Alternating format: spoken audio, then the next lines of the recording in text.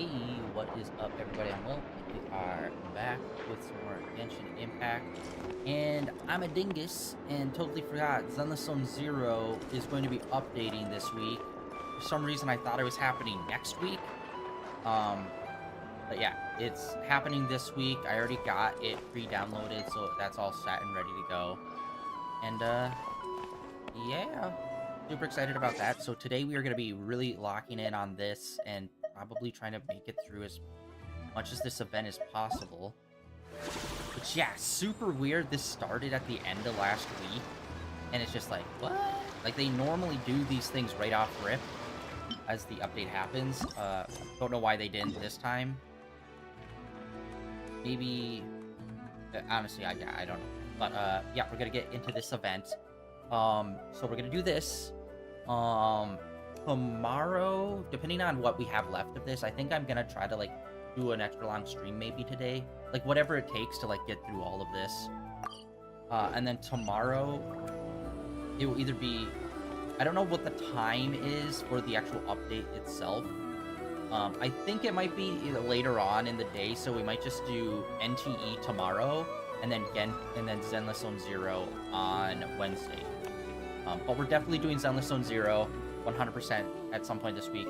But honestly, I want to get back into NTE. I've been like really wanting to play that game more, and I have not been playing it on stream off. I have not been playing the game off stream as per usual, which means I just really want to get back into there and continue playing that and seeing where the story goes, because we ended up doing a story with this stupid what's his face, stupid mascot character that I hate, and it's just like I want to get past that and see what the actual story is in that game, because I still don't have a full grasp on that yet, despite playing already like 6 hours of it. Hello? Anyone here? Ah, you got here even earlier than I expected. That should give us just enough time to go over some details before the opening ceremony. How about a cup of tea first? I'm sure it was a long trip. Now tell me, Traveler and Paimon, have you heard of the Nodcry Trade Expo?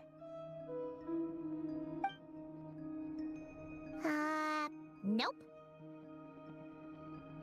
A long time ago, back before Nasha Town even had that name, this place was essentially one giant black market. With no administrative oversight, trade that was prohibited elsewhere was fair game here. So this place began to attract business from all over Teyvat. Over time, more and more people settled here, and what was once a black market became what is now Nasha Town. The spirit of free trade has been a local staple ever since. Hence, the Nodcry Trade Expo was born. So, is it like a business convention? In a sense, it's an annual tradition once the shipping routes open up. The expo offers a chance to trade without restrictions. In other words, it's the biggest legal black market in all of Teyvat. Yes, the Voynich Guild is organizing the event, and that comes with a lot of responsibilities. Normally I would let Yehoda handle most of the work, but this year, it might prove too much for her to manage on her own.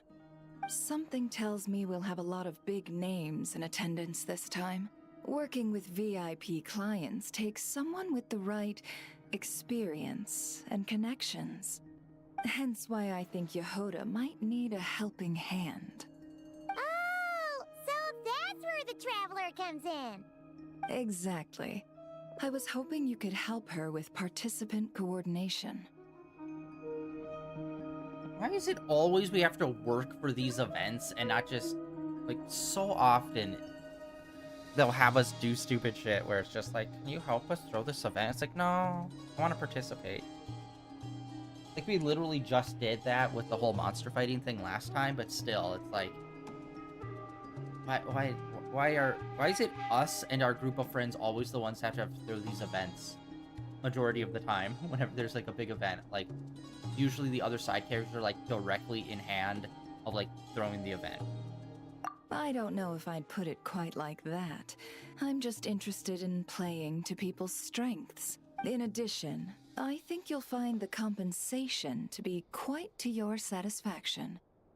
So, confident. I like it. This is exactly why I chose everyone's favorite globe-trotting hero for this job. I do have one special request, as the one offering this commission. In principle, the Nodcry Trade Expo is a platform for commerce with no restrictions. That said, the guild does have one line that is not to be crossed. I'll need you to help make sure all participants are clear on this unspoken rule. As long as everyone complies, the expo should go off without a hitch. No violence at the expo. The guild has pledged to ensure the safety of all sellers and buyers in attendance. Violence? Whoa! That wasn't even on Paimon's radar! Just because it's legal doesn't change the fact that this is still a black market, huh? If that line is crossed, the event will descend into chaos. Of course, mediating such situations might prove complicated. So, if you ever want my judgment on the matter, just come find me. The expo is being held on the shoreline to the southeast of Nasha Town. Yehoda is working on setting up the booths as we speak. She'll be able to provide details on the participants as well. All right. I suppose I'll leave you to it then. Yep, we got this!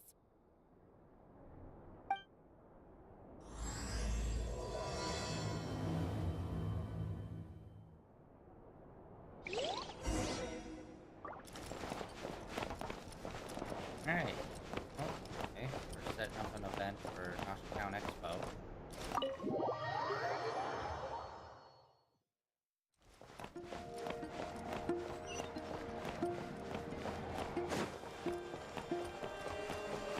I love the violence coming in on this. I think this might be my favorite background song. Just like the chill roaming around background song in the entire game.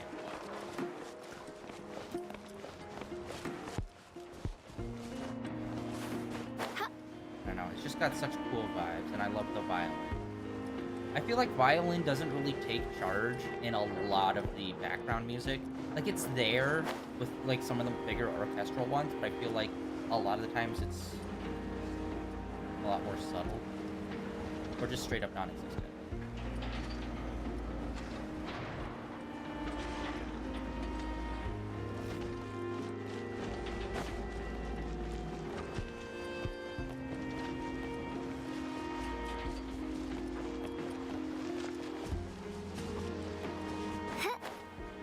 Ah, made it. All right.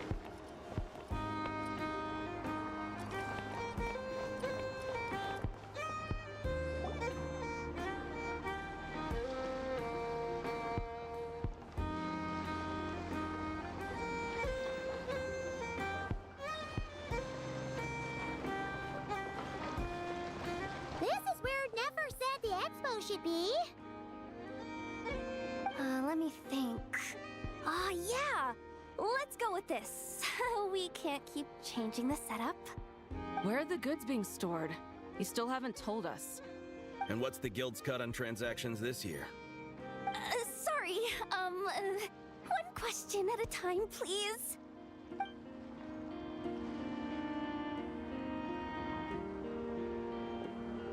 Oh, I should have just stuck to cat wrangling. Hey, Yehoda! Traveler! Paimon! Sorry. I've got kind of a line here. Don't worry, we're not here to pile more work on you. Really? Boss Neff, you absolute lifesaver! I'm seriously drowning over here. Oh, you two are doing me a huge favor. Never asked us to handle participant coordination. So, how can we help? Let me think. Oh, right. there are still 3 participants that haven't checked in. At least I think it was 3. Ugh, come on, Yehoda, get a grip. I'm not forgetting anything. Am I? Looks like Yehoda's doing her freaking out face again. Sorry. There's just so much to keep track of. Let's start with the basics then. What does participant coordination involve? Exactly. It's things like registering all the participants, verifying their goods, showing them to their booths. Oh, and if any disputes break out between them, it's your job to mediate. Got it! We're still waiting on the sellers for these last 3 booths. One's reserved for Aino, but as for the other 2, they're both big deal clients from abroad. The kind of people we really don't want to offend, so be extra careful around them, okay? Hey, the Travelers got this! What's the worst that could happen? You don't get it. One of them's the captain of some mercenary fleet sailing the high seas, and the other's a top dog in the criminal underworld. Getting on their bad sides, 100% a no-go. If something goes wrong, let's hope that's a big if, don't engage. Just tell him you work for Boss Neff. Alright! You have a bunch of work still, right? Leave the Merc Captain and Gangster Buzz to us! Oh, lifesavers, the both of you! Not cry hot dogs are on me later, I promise. And whatever else you want. Anyway, I'm guessing the 2 sellers I just mentioned are caught up with lodging or cargo. You should be able to find them at these addresses. I'd get over there pronto if I were you. People like that don't take well to be kept waiting. Oh, and tell Aino to bust a move, would you? The booth I'm saving for her is in a prime location. If she doesn't come claim it, the other participants are gonna start asking questions. Alright. So, this, obviously, you can tell from the outlines, we already know the other participants. Ado. Wait. Just get way out there. Ah. We just teleport? Okay, we can.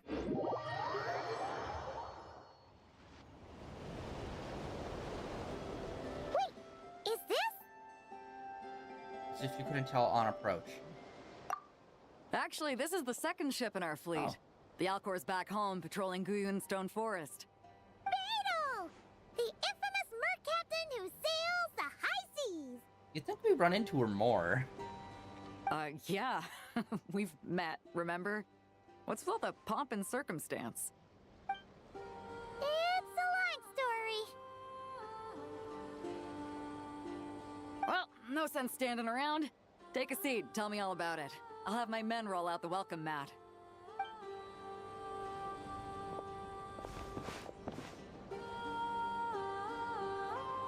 Ah, I see. So you know the head honcho of the curatorium, huh? Your network of connections is something else, that's for sure. Right. We need a record of who's participating in the expo and what you're planning to trade. Well, mark down me and a few crew members as participants. The rest will stay on the ship. As for what we're trading, take a look.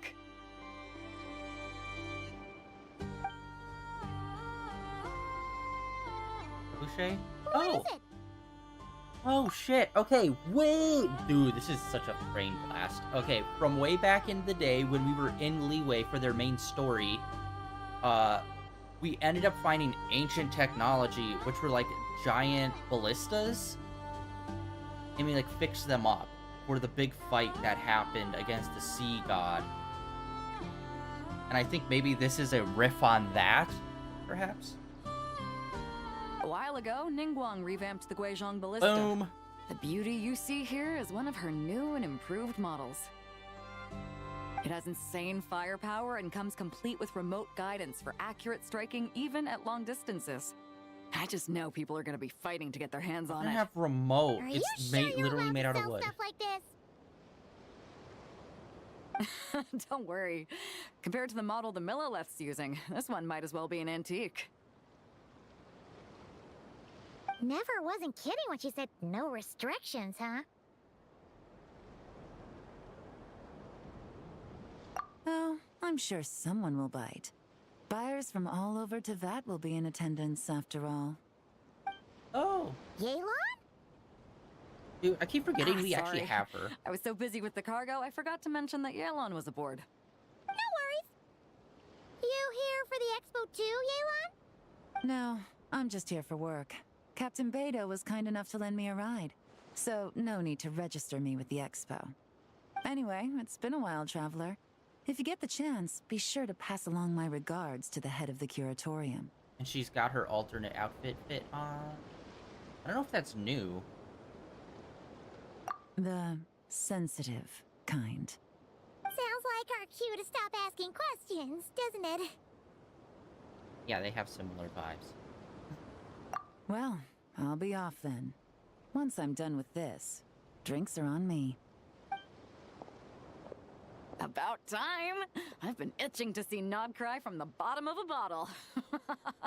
Alright, that's it for registration. Follow us, and we'll take you to the venue. Has Beidou ever had an alternate outfit? I don't think so. I feel like she should be one that gets one. For no particular reason. So, this is the place, huh? Not a bad spot. When you've got some time, come help me test the remote guidance on this thing. It's a real thrill, you'll love it. I still think Beidou has one of the best designs. Okay, so I think this might, the reason why this is only half, I think it's way less story driven, and it's gonna be one of those basic, like, oh, you talk to everyone, and then that just unlocks the minigame, and then that's kind of it, and then I'll, like, do a wrap-up, I think. No, let's actually go talk to everyone, unlock all the things, and then we will, try all the minigames. What the frick is happening?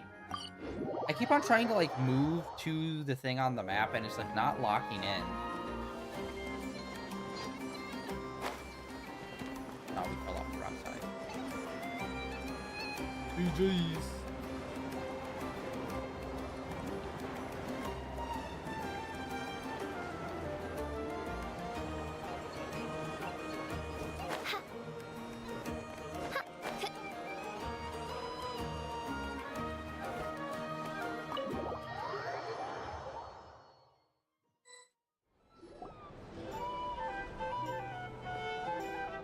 The flagship. Guess this participant decided to figure out lodging first. Partner, Paimon. Navia! It's been forever! Honestly, the French arc, I think, is one of the best arcs in all of Genshin. I don't know why, I just felt it was, like, so much more engaging, and I just loved a lot more of the characters. I just thought a lot of the story and stuff that they were doing was so much more interesting.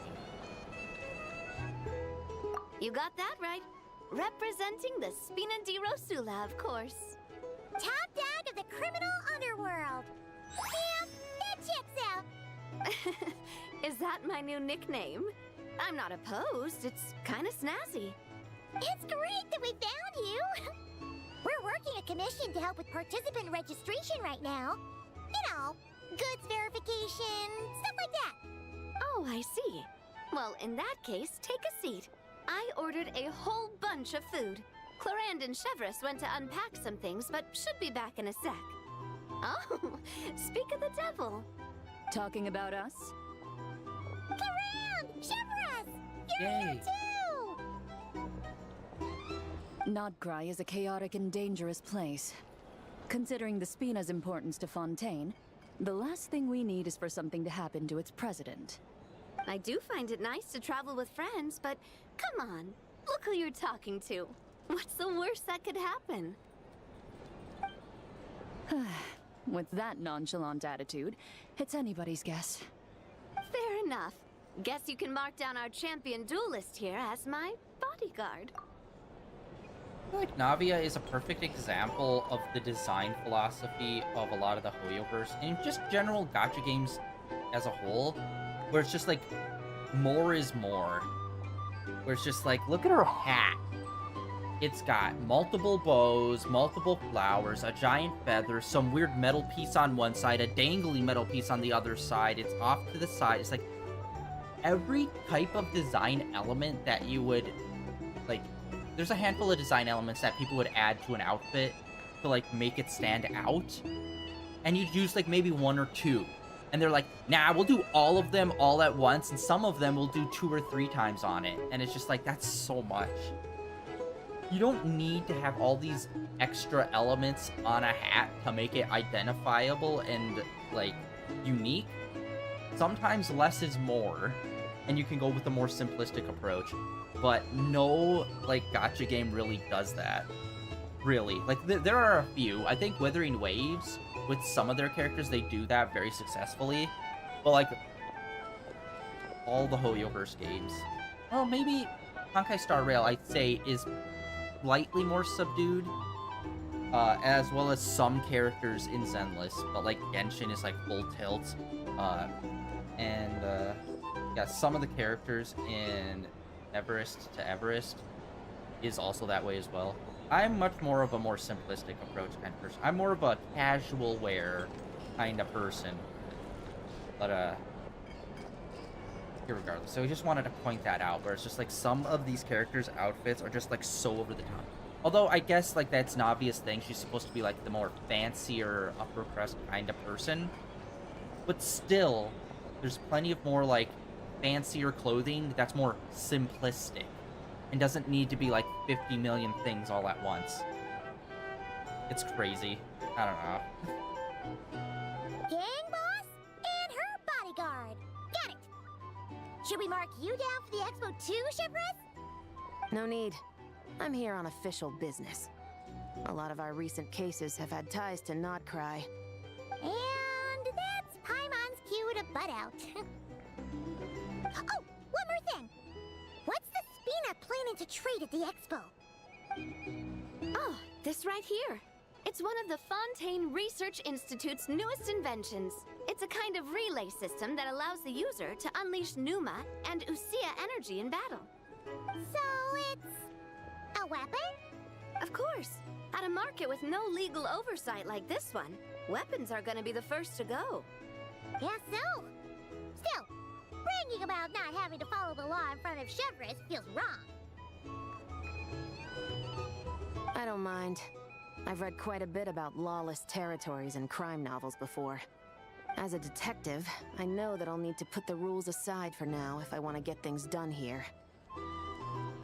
And on that note, I should get to work. I've got patrol members waiting on me. Well, ready to head over to the venue? Just follow us! All right, let's get this show on the road. I want to get a bit of shopping in as well.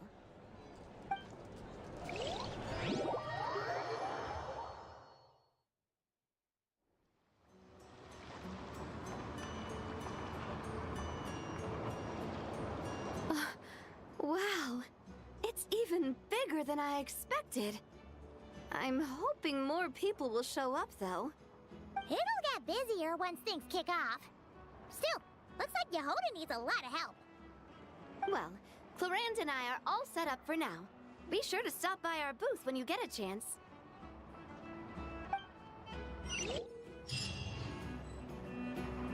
Alright. Part 2 complete. They got a whole gang going with them.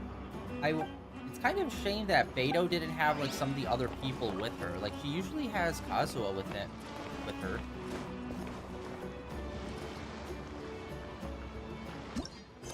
Oh what? Map. Here.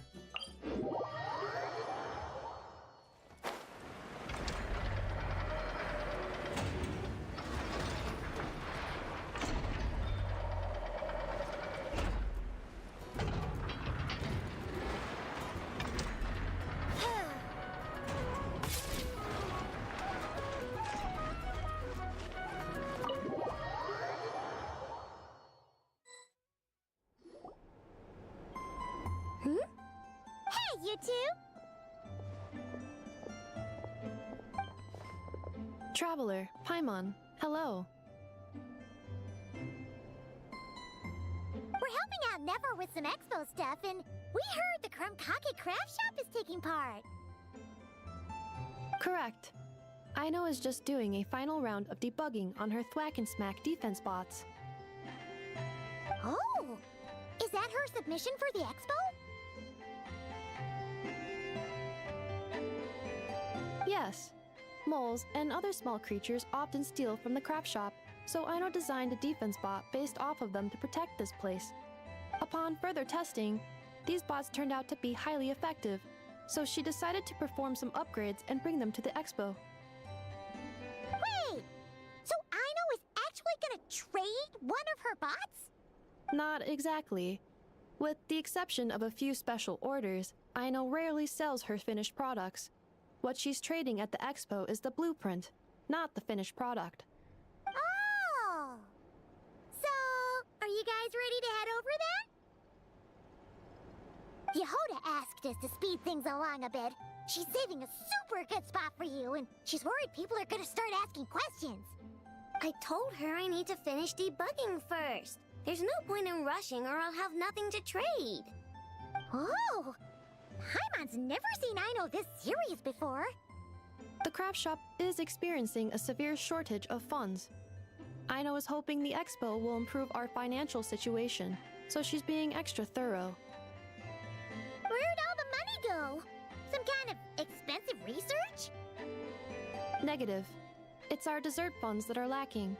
We have had at least 47 cases where excess dessert purchases have led to a shortage of research funds. As such, I decided to split up our research and dessert budgets. Aino is forbidden from dipping into one to transfer to the other. And not too long ago, she cleaned out the entire dessert budget for this month. Alright, done. Thwack and Whack defense bots, do me proud.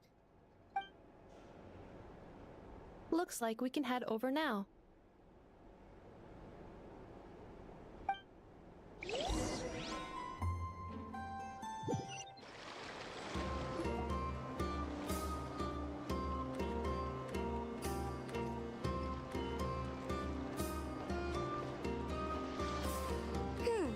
This looks like a good spot for the demo platform. This new bot looks pretty interesting, I know.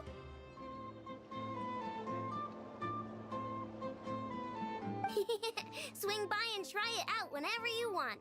It'll blow your mind. I just know it. Thanks for the help. No problem. Oh, and for registration, is it just gonna be you two? I will be participating, but there is no need to register, Aino. She doesn't like to be around a lot of people. Once the expo starts, she'll head straight back to the craft shop. Oh, good point. The 3 participants that Yehoda mentioned are all set now. Let's go give her an update.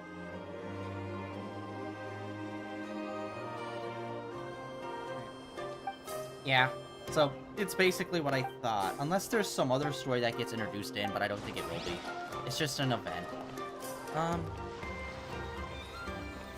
let's go.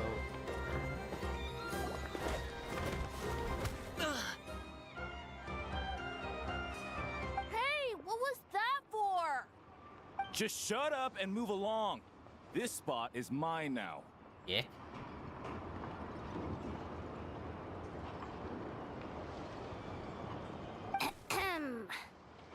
It's the lady in charge. We were just setting up our booth and he's trying to take it from us. A troublemaker, huh? The expo announcement spells it out clear as day. All forms of violence are strictly prohibited. Read it and weep, Buster. I've been wanting to talk tough like that for ages. Should be enough to scare off a punk like him, no problem. It's not like I wanted to hit anyone. It's just not fair. What's that supposed to mean? We all know the black market stuff is in the highest demand here. So how did these dwarfs get a spot selling these stupid toys?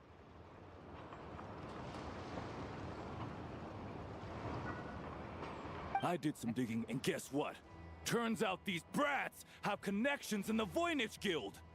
Obviously, someone pulled a few strings to get them here. But me, I miss one stupid deadline, and that's when the rules start to matter? Give me a break.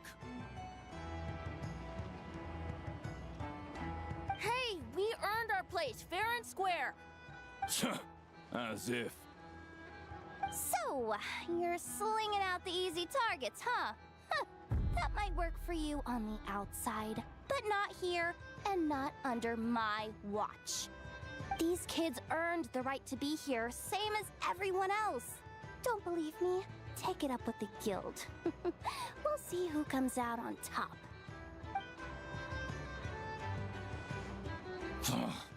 Just you wait. Who the heck was that? Just some punk looking for a fight.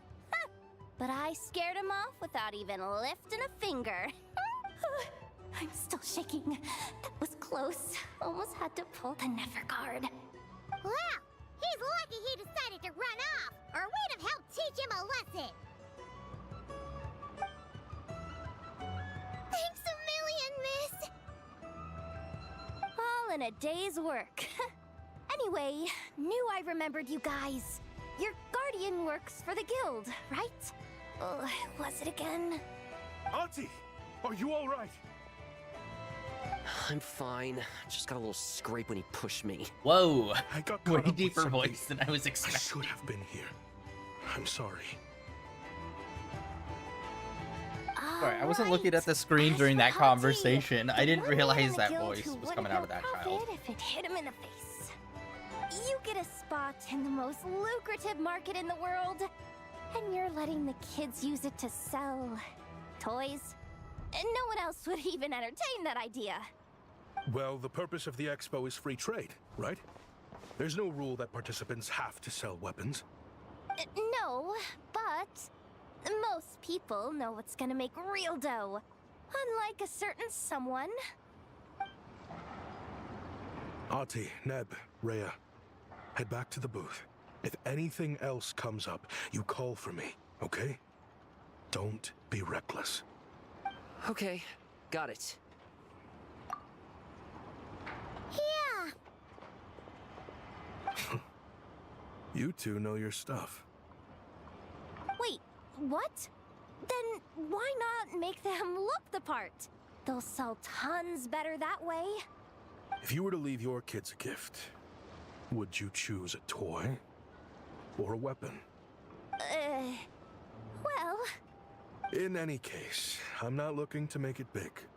I applied for the expo because the kids thought it would be fun. All I care about is them having a good time.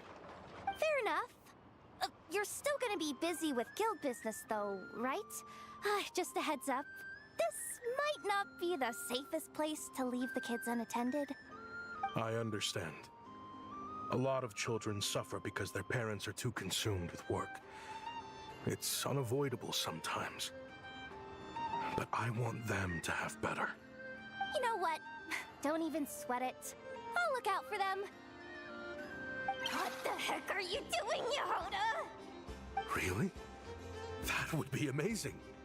What do you say to Miss Yehoda, you three? Thank you, Miss Yehoda. My pleasure. Just have them come find me if anything comes up. Got it. I should get going then. Wow. Way to step up, Yehoda. I'm just looking out for some kids. How hard could it be? Then again, I bet I'll be swamped with disputes to settle once this thing gets rolling for real. Relax, we'll help you out. Oh, also, we registered the last 3 participants. So, the expo can start now, right? Wow, already? In that case, let me go get things ready for the grand opening. Talk to you later.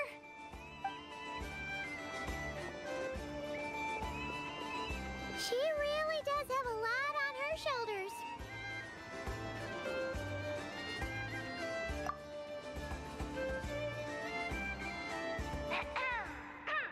Attention, everyone! Participant registration is now complete. On behalf of the Voynich Guild, I am pleased to announce that the Nod Cry Trade Expo is open for business. Yay.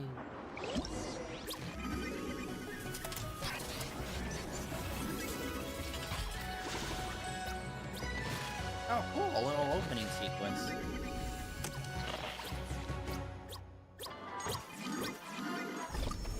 Alright, we got... So, I think that might just be it. It's just, like, literally doing the minigames. Hold on, let's back out. Whoa! There are so many people here now that the expo is officially underway. Should we take a look around? Or maybe check in on our friends first? Looks like there's a little bit more story. Wonder how Beto, Navia, and Inef's goods are selling. Let's go check. Excuse me. According to the expo announcement, you are in charge of mediating disputes between participants, correct?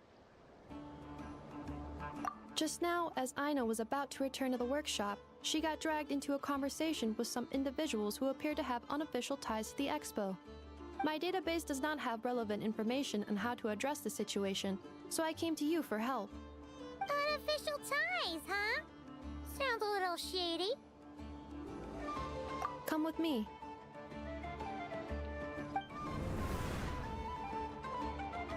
A device that uses Numa and Ducia energies in battle. With that kind of tech, a bandit group could rob a caravan without even showing their faces. And what about this thing? Remote guidance? Precision bombing at long distance? If a group of thugs got their hands on it, their enemies might as well surrender on the spot. The Fontaine Research Institute made the right call going through the Spina di Rosula rather than selling it themselves. The same is true for the Ministry of Civil Affairs, I'm sure. A merc captain who spends most of her time at sea is far less conspicuous. Huh? What about this girl? She seems to be trading in military-grade weapons as well. The Clink Clank Krumkake craft shop does take on a lot of orders for dangerous creations. But I think in this case... I'm overthinking it? I think so. Elon? Chevrolet? What are you doing here? Traveler? Paimon? How did you find this place? Although this location is indeed rather secluded, Aino has equipped me with a special sensor module. With it, I was able to detect that you had pulled her aside for questioning. The rumors are true then. She's quite the little engineer. Can you tell me what this is about already? Apologies, but it's a matter of utmost importance, so I had to be sure. After our conversation, however, I can confirm that Aino is not involved in this case. Traveler, could you help us clear up this misunderstanding? Understood.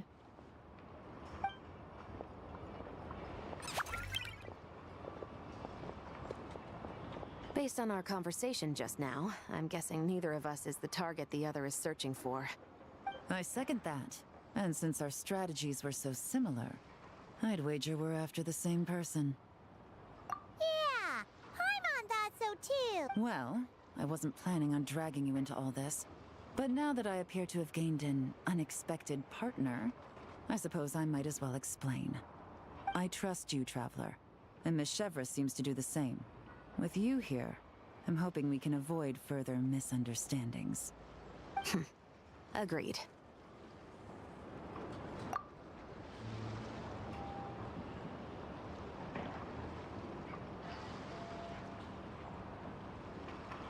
Miss Chevrolet and I seem to be here in Nodcry to reel in the same fish. That's right. And the product we brought to trade is the bait. Of course, if I worked in the booth, it might tip people off, so that's where Navia comes in. I assume it's the same situation with Captain Beto? So, does that mean your target is gonna be at the expo?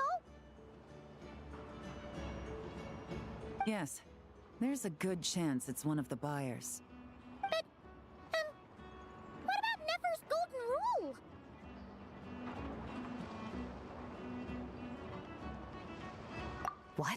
No. I've done some digging into the head of the curatorium and where she stands. We can't let her know what we're doing. Well... I wouldn't be surprised if she got the Traveler involved because she anticipated this from the start. If the Traveler has someone to answer to, then we should go. Fine.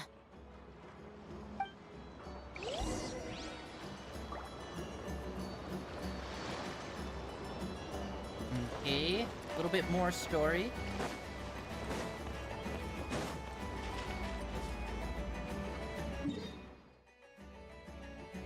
Always over here.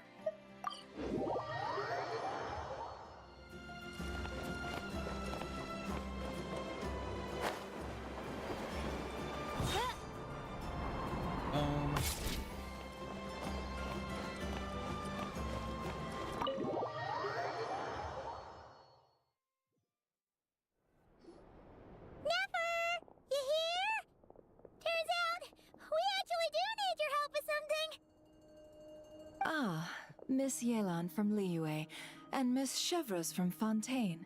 It's quite the honor. Forgive me for not greeting you sooner. So you knew we were coming all along? Anticipating your arrival is one thing. Getting you to come talk to me is another. And that's why you put the Traveler in charge of participant coordination. You knew we trusted him enough to tell him the truth about our plans.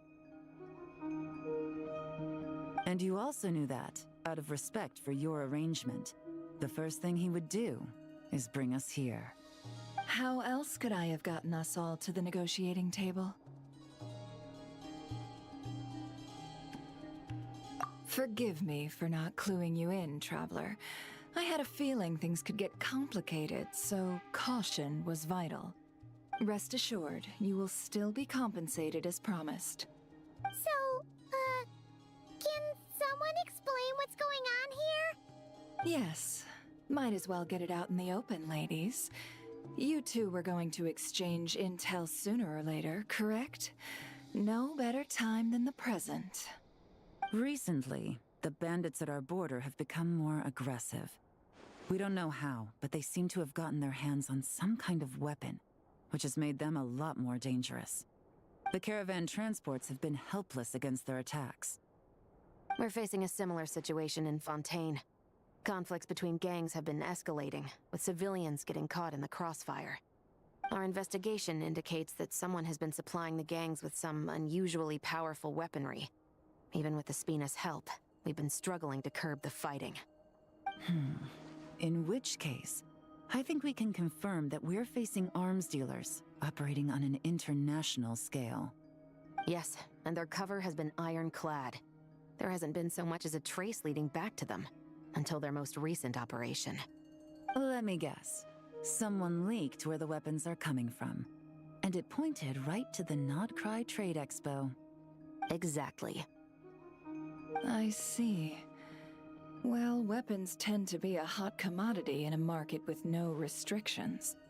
Say that the person you're searching for is in attendance. Does that mean you're prepared to ruin the expo to nab them? I won't lie to you. Catching this person is my top priority. How about this? In the spirit of being a good host, you give us a bit of leeway to do what's necessary. And in return, we won't do anything to undermine the expo. All deals made at the expo are protected, including those that would be illegal elsewhere. It's the entire purpose of an event like this. The Voynich Guild gets a cut from both the seller and the buyer, so we have a duty to uphold that principle. I can't just let a customer get scooped up by the authorities while everyone watches. You said this was a negotiation, but you don't seem prepared to compromise. Let's think about this. Maybe there's another way?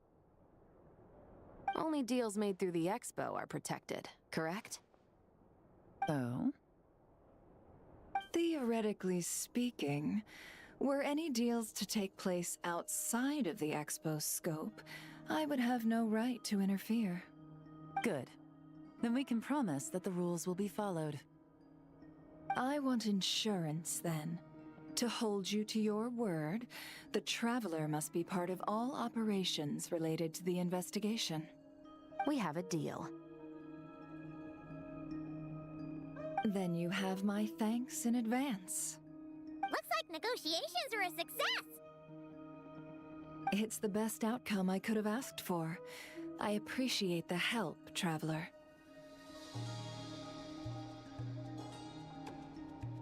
In that case, do me one more favor, would you?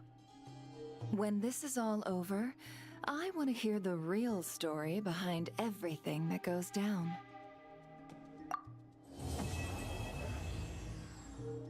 Oh, it was part 1. Okay. I wonder how many... I didn't even realize that was a part 1 situation. I thought it was just the event. Makes sense, though. Everything's fucking part 1, 2, and 3. I don't know why I thought otherwise.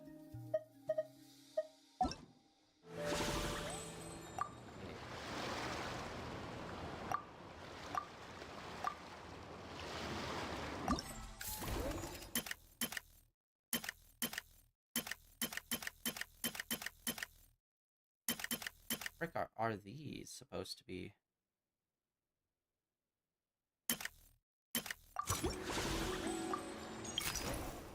Okay, yeah, so there's 3 parts and then this.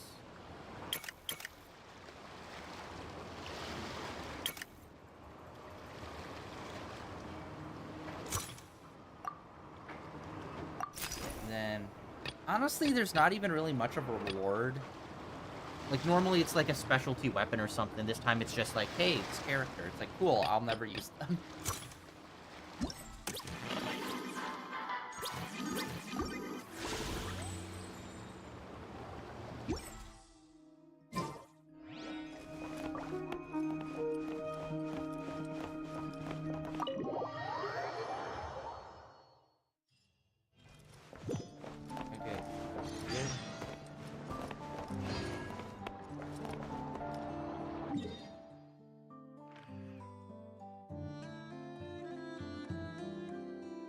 That's it? What about part 2?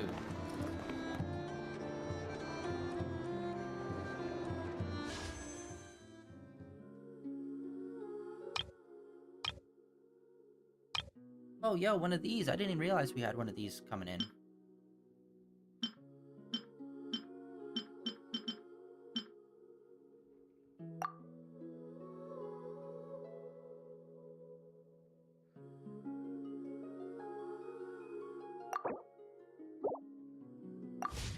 I created another... Shop? I don't think I have much. I've really not been focusing on this game at all.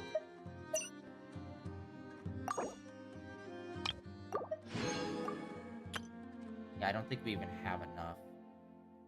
Well, that would put us up to 4, so maybe. I can't remember. Found it. One thing. Wishes. That's a little bit of something. Once again, always marked as something here, but there never is. Same.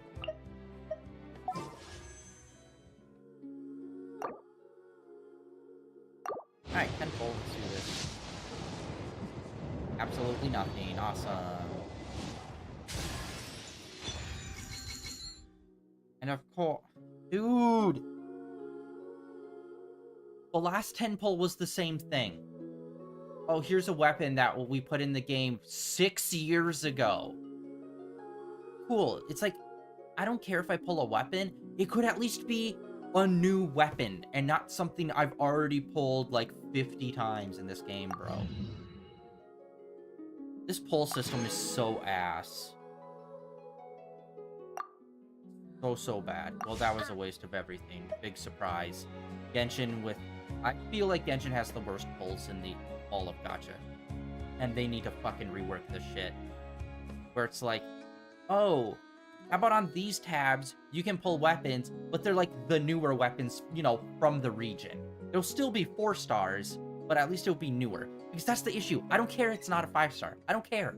I care that it's the same handful of weapons that was literally from launch of the game that I've already pulled like 50 of each of. It's just like, brother, let me get at least the newer 4 stars. Like, I feel like that's an insanely low bar to hit, but this game still refuses to give you that. And that is why I have, like, stopped playing this game off stream, and I only play this game for story and exploration. Like, that is it.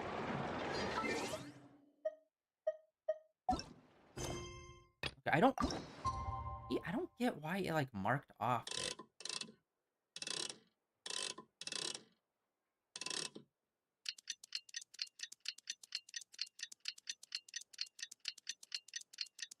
Now we have to wait 2 days for no other reason. I do worry about... Well, it's been 2 days. Wonder how the investigation's going. Head on over. Yeah, I think we'll try to do the main story all the way through, and then, like, we'll do the events. I mean, the actual mini-games a little bit later.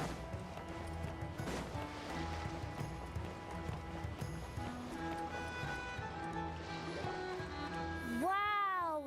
Can this launch blaster thing really shoot stuff from that far away? It does launch and blast things, but it's actually called a ballista. And yes, it can.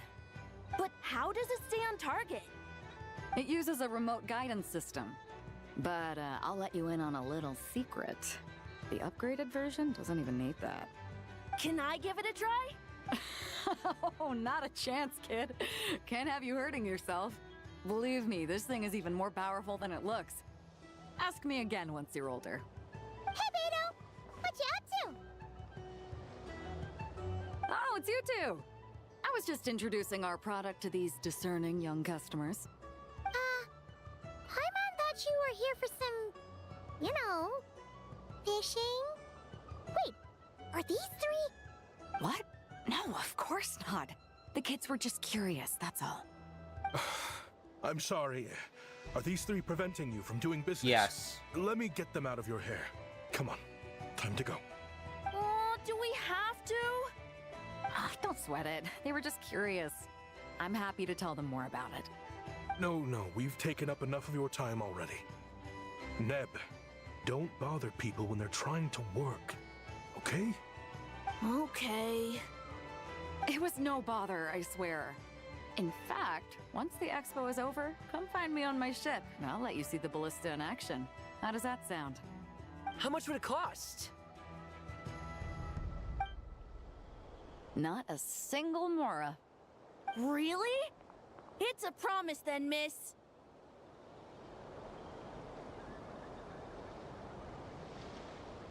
Your vessel. It's a battleship, isn't it? Are you sure you should be bringing children on board? Why not? Whenever we're docked back in Liyue to pick up supplies, I always let the kids around the harbor come aboard to play, and boy, do they love it. If a kid from Liyue can do it, why not a kid from Sumeru? A battleship may as well be a giant playground to them. Is that so? I've heard that people in Liyue also turn gunpowder into explosive firecrackers and give them to children as toys. Yeah. Perhaps only the kids back in your home country are lucky enough to look at a giant battleship and see a playground. If you're worried about safety, I can... No, I suppose I'm just envious. That's all. I'll be sure to bring them over if we get the chance. Seems like he really cares about those kids, huh? Anyway, what did you want to talk about? Oh, just wanted to ask how it's going with the top secret, fishing. Did you reel in the catch of the day yet? They're circling the hook just fine. Just waiting for a bite. Whoa! Where did you come from? Shh. Well, that just proves my point. Something like this would only see more use in Fontaine. Ah, except you never find something like this for sale there. Better jump on the chance now before it's too late. Excuse me? He's coming this way! Steady now. Hey,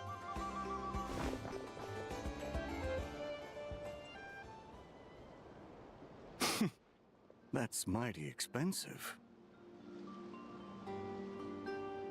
Well, no one's forcing you to buy it. If you're not interested, you're free to move along. What? Come on, there's no rule saying we can't haggle. The Voynich Guild gets a cut of whatever I sell. Obviously, that's factored into the price. Don't like it? Take it up with them. Listen, I can tell this is something special. If you're willing to go a bit lower, I'm prepared to cut a huge deal. I know it's something special, so I plan on getting paid what it's worth. Perhaps there's a way we can both get what we want then. What are you implying? Well, Nod Cry's a big place. Surely this expo isn't the only place we can cut a deal. Oh? What would you say to working this out someplace else? Somewhere the guild can't get a cut? That means no guild protection either. What will I do if you run off without paying? Considering the giant sword you've got handy, if anyone's getting robbed, it'd be me, don't you think? Point is, we're both going out on a limb here. But the reward's worth the risk. Fine. Name a place. As a registered participant, though, I'm too close to the guild. If we don't want them catching on, I'll need to send a proxy. Smart thinking. Let's meet here, then.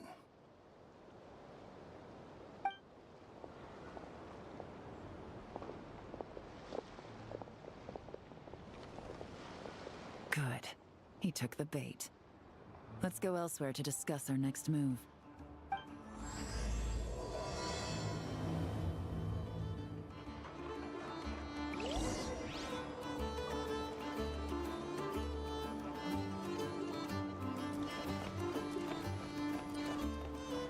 The ship? To the ship?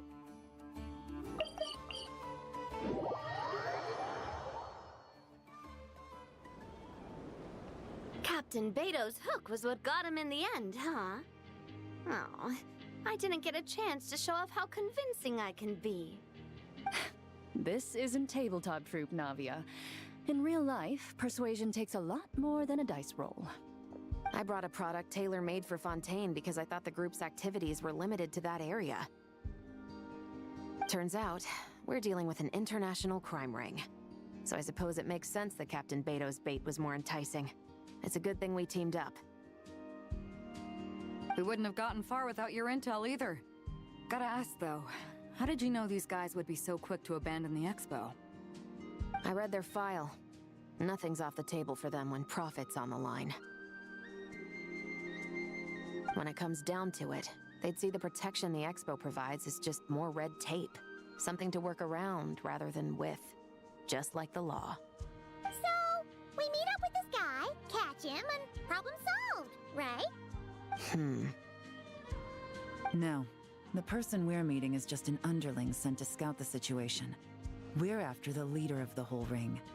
And after observing the situation over the past 2 days, it's clear they have undercover agents waiting in the wings. If something happens to our point of contact, those agents will scatter to spread word of what happened, and whoever is behind this whole thing will know we're onto them. In that case... We have to get the jump on them all at once, and use them to get intel on our real target before he has a chance to react. Forgive me for pointing out the obvious, though. We have nowhere near enough personnel for that. If even one of the agents escapes, it's over. Let me guess. You'd rather follow this deal through to the end to lure out the real culprit? Nice idea, in theory. The problem is, in my experience, that person would never show their face for something like this. I can work around that. But only as long as the deal goes ahead. So, you're planning to trail the person picking up the goods. I suppose that could lead us to the big fish, but that would mean we have to actually hand over the weapon. Aren't you worried about putting something that dangerous in the hands of criminals? We can control how dangerous it is. But if we followed your plan, could we really guarantee that not a single agent would get away? You're telling me you really have a way to mitigate the threat of that weapon? You're telling me that you really have the wherewithal to carry out a large-scale search and seizure operation in Nodcry? Are they having a fight? Ah, they're both experts in this sort of thing. A lot of back and forth is to be expected. Don't worry. I think they're getting along great. A successful collaboration requires trust. And a willingness to make concessions. So how about this? I'll meet up with the underling as planned and stall him as long as possible. While I'm keeping him busy, you round up the rest of the agents. Sound like a plan? Yes, I appreciate the trust. And I promise you, not a single one will get away. See? Like 2 peas in a pod. Traveler, you should come with me to meet the buyer. After all, we promised Nefer you would be involved in all our operations. The Traveler is kind of a famous face around these parts, though. Then, you can serve as backup. Remain hidden, and on the off chance he tries anything, it'll be 2 against 1. Ha! Let's do this thing!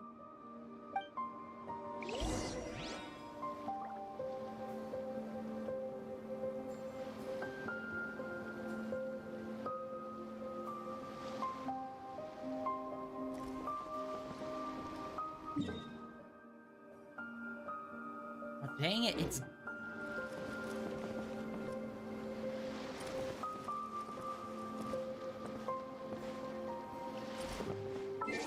Frick.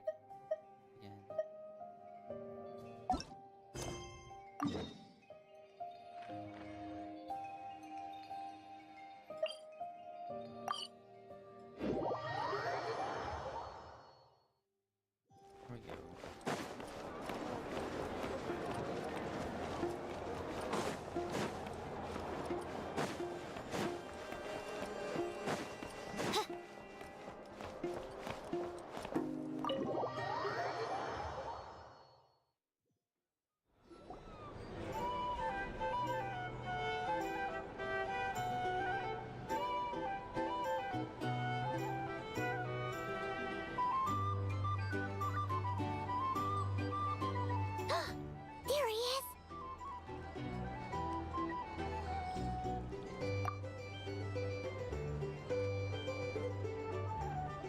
You really can't go lower? Best I can do is shave off the amount the guild was going to take. You're a tough nut to crack. How do you plan to deliver the goods? Depends on what you need. You don't look like you're from around these parts. So I'm guessing you need sea transport? Yes, but there are a lot of eyes on the port. It would be better to dismantle the product and transport the components in crates. That might be tricky. If you're worried about getting caught, then let's bypass the port entirely. We can launch from a secluded shoreline and use our own boat for transport. Sorry. But I'd still prefer to have it dismantled and stored in regular crates. Ah, I'm guessing the port of arrival is where you resell the goods? You want it hidden in unassuming cargo crates, because you operate right out in the open. Most of the weapons have come in through Yilong Wharf or Lumiduce Harbor, so that seems to check out. What are you trying to say? Nothing. Just connecting some dots. I think we're done here.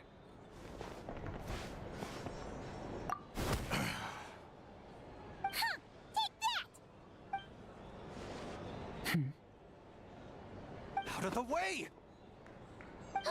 It's one of the undercover agents! He's making a break for it! The captain of the Special Patrol will take it from here.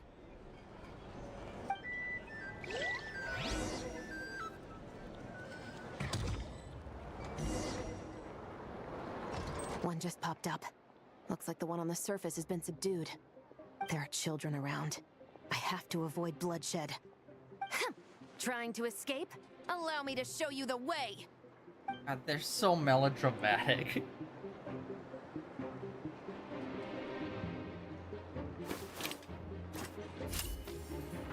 Oh, yo. Nope, not this way.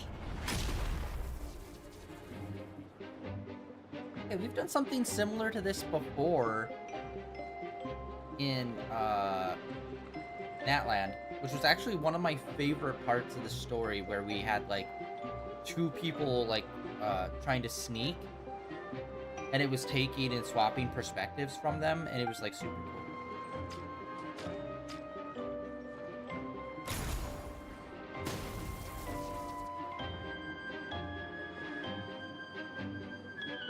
Had enough? Then turn around.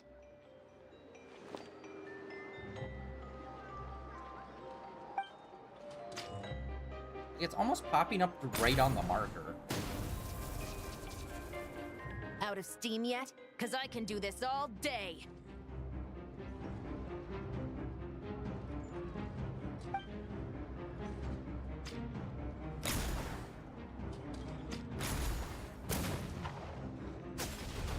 Oh, come on. That's a lot of property damage dropping that time. Well, not a lot, but like... My leg! Is still attached. And if you want to keep it that way, I suggest you stay right where you are.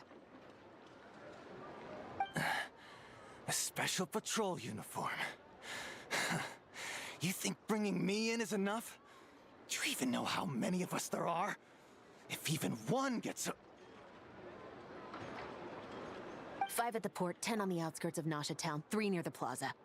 Factoring in you and the buyer, that makes 20. Save the best for last, right? How did you... Boom. Don't even think about it.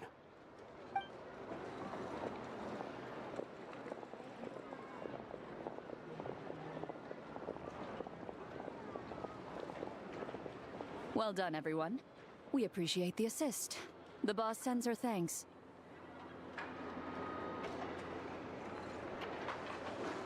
It was an honor. Without the Spina's help back in the day, we never would have been able to make it in Nodcry. It was about time we returned the favor. What? I needed to make you seem intimidating to get these local gangs on our side. We've been over this. Yeah, I know. But hearing you call me boss will never not be hilarious.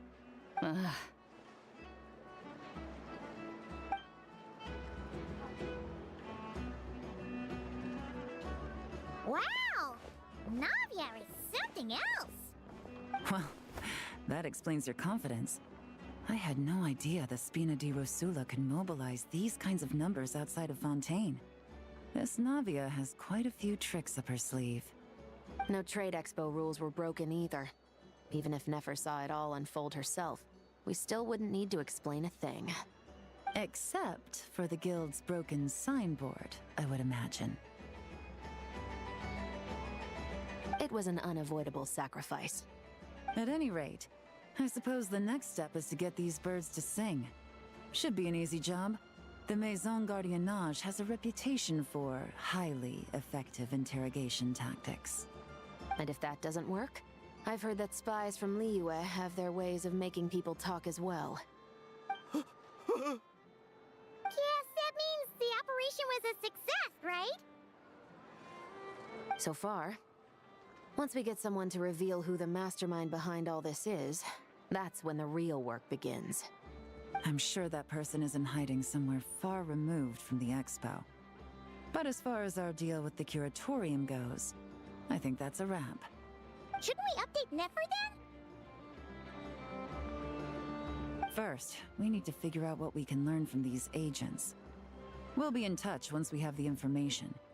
Then we can head to the curatorium together.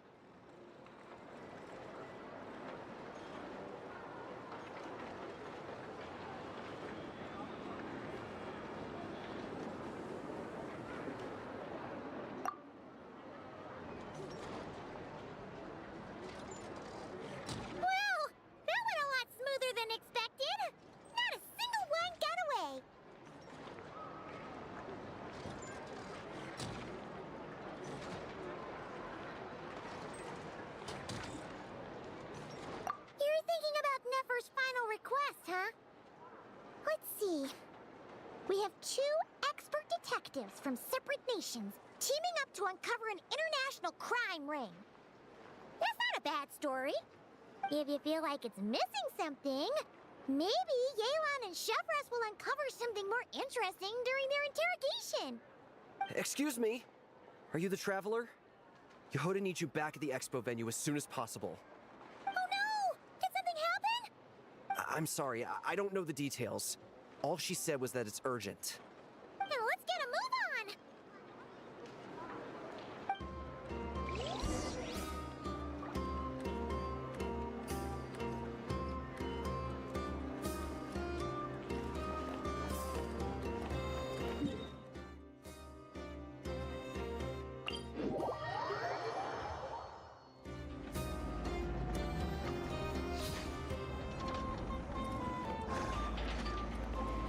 Where am I? Ah, literally the exact last direction I looked at you.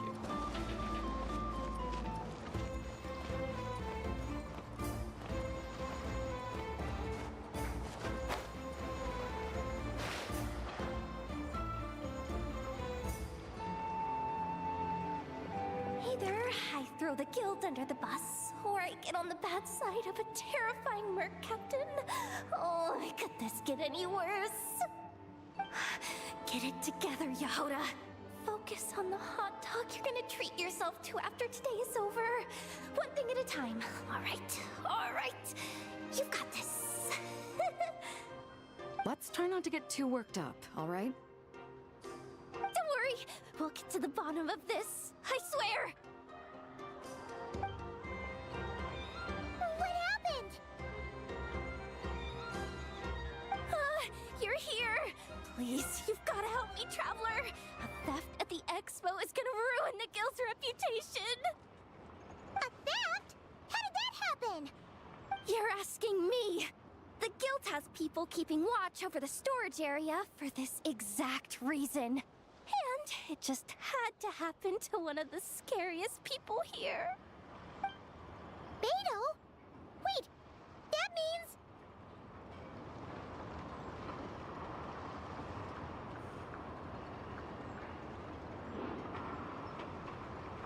The guild asked us to keep our goods stored on the designated shelves. I had a few prototypes that I was using for demonstration, which I had stored there.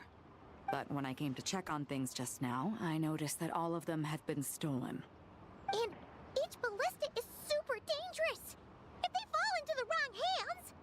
Well, all the prototypes have a failsafe designed to prevent unauthorized use, so it could be worse. Still, we should get them back as soon as possible. The guild will make sure of that. If you could just keep this between us for now, we would be super appreciative. Do we have to tell her? Honesty is the best policy. That's what he taught us. I know, it's just...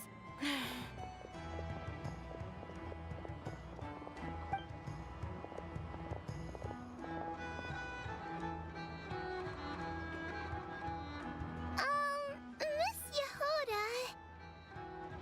What are you three doing here? There's something you want to tell me, isn't there? Well, Nev's been obsessed with the ballistas ever since we got here. That's why Uncle Ashvapati told us to come see your booth. It seemed like he was interested in them too, because he even told us what parameters to ask about. Ever since this morning, we haven't been able to reach him.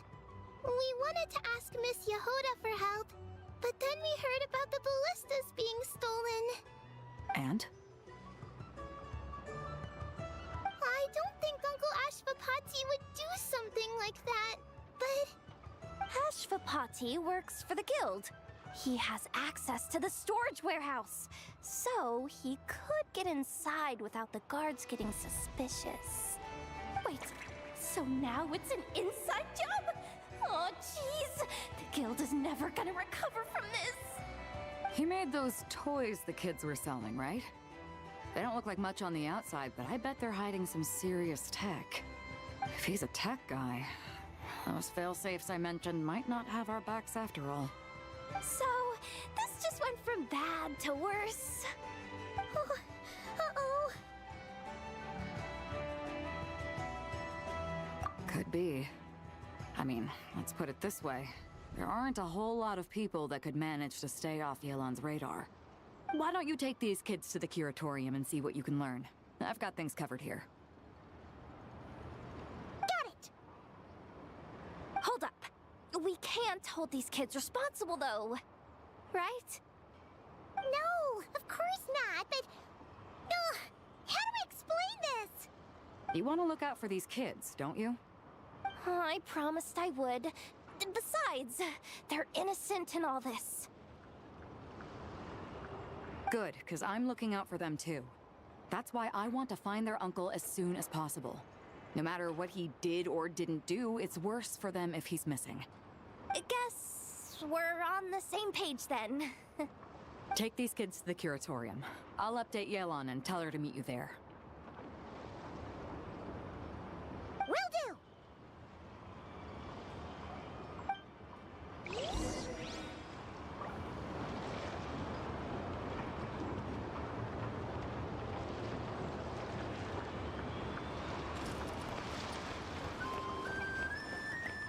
And why is this such a common thing in Genshin?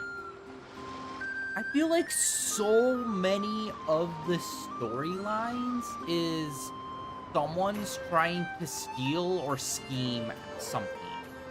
I created another So much universe. of the stories. Like, I feel like maybe 50% of the stories in this game, like not including like the main story, but just like side stories and stuff like that. So many times have we come across someone's trying to scheme something or steal something or fraud something. It's just like, I don't know. I find those stories pretty boring, and I feel like they just do that in Genshin so much. It's ridiculous.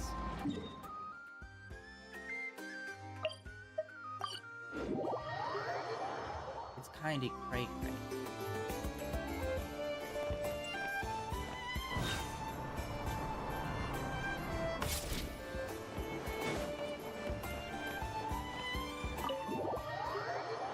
Not in the good way.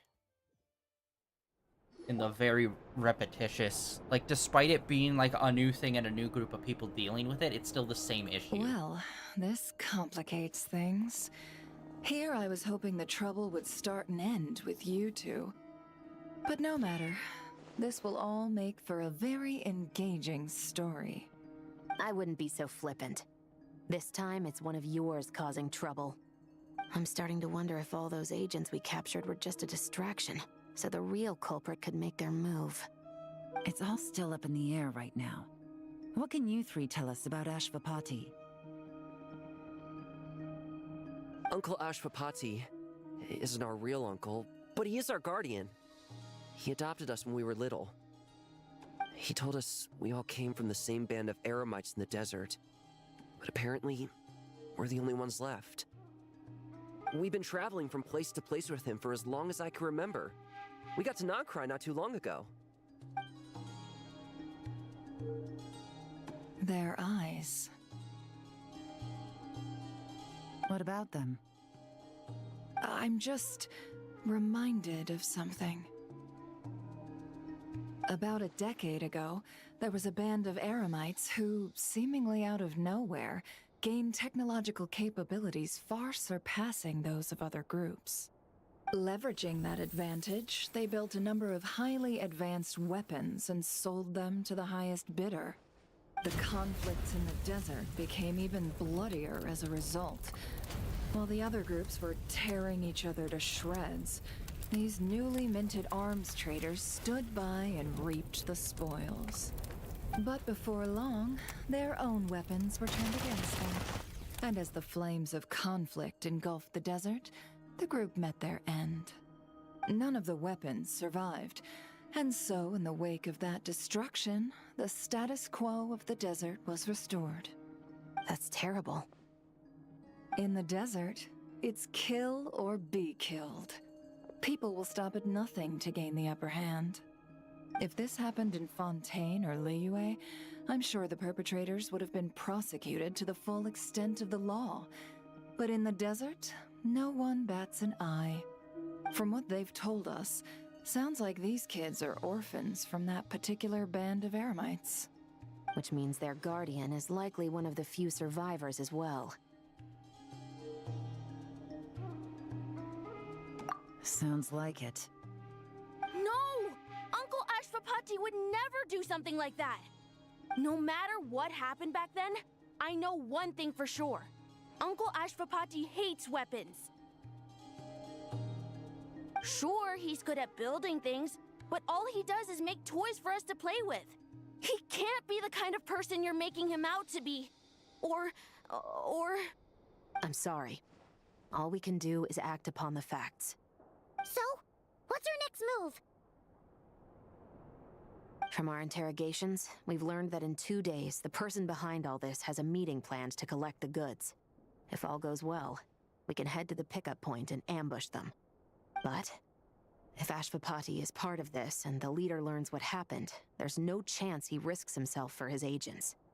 So, that meeting might as well be moot. Then let's focus our efforts on Ashvapati for now. If we find him, he might just lead us to our culprit. If he stole the prototypes, there's bound to be a trail. I'm confident I can track him down. I just need some time. What can I do to help? I work best in the shadows. The more people involved, the harder it is to operate. As soon as I've got a location, though, he's all yours. You let me handle the search, and I'll let the special patrol handle the seizure. That does sound like the most feasible plan. I'll be waiting for the good news. Seizure? Hey! Don't worry too much right now. The most important thing is that we find your uncle. The rest can wait. Okay. Looks like I'll need to enlist your services for a bit longer, Traveler.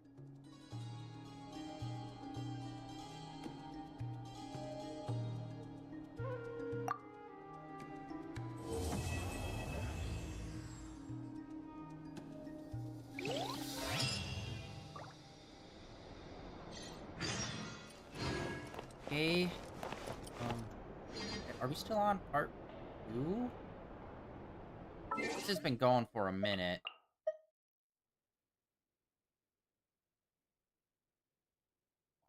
I'm forgetting where the timer thing is.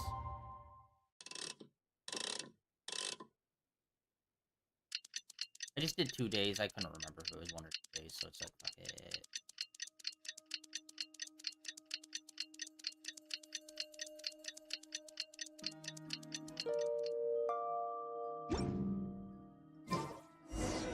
We just got word from Yelan. Looks like she managed to track down Ashvapati. Come on, let's go meet up with the others.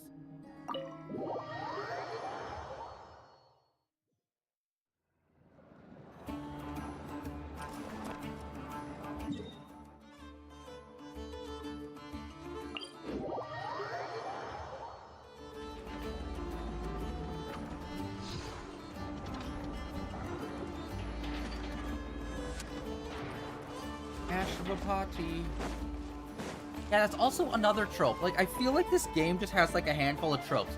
Person stealing something, person scheming something, and then children involved. Where it's like, no, he'd never do that. Oh, he did do that. Like, those 3 things reoccur in Genshin a lot. Like, at least twice a year. If not more.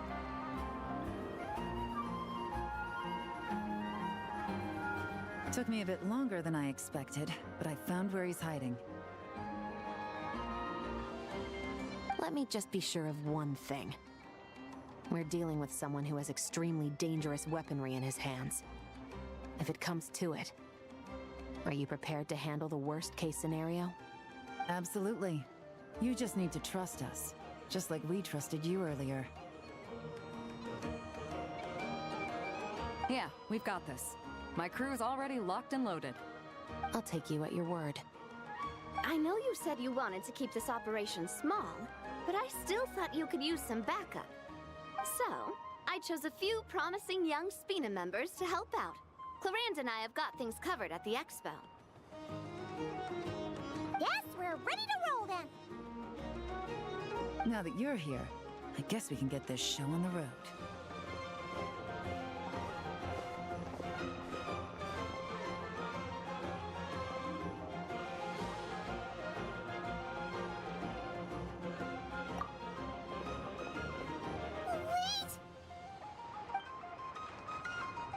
I'm sorry, you can't come with us. You need to stay at the expo like we agreed. It's for your own safety. We know. It's just... Do you really think Uncle Ashvapati is working for the bad guys? I wish I could answer that question, but it would just be speculation. And I work based off evidence. He's been gone for 2 days now, and he just left us here. He's never done that before.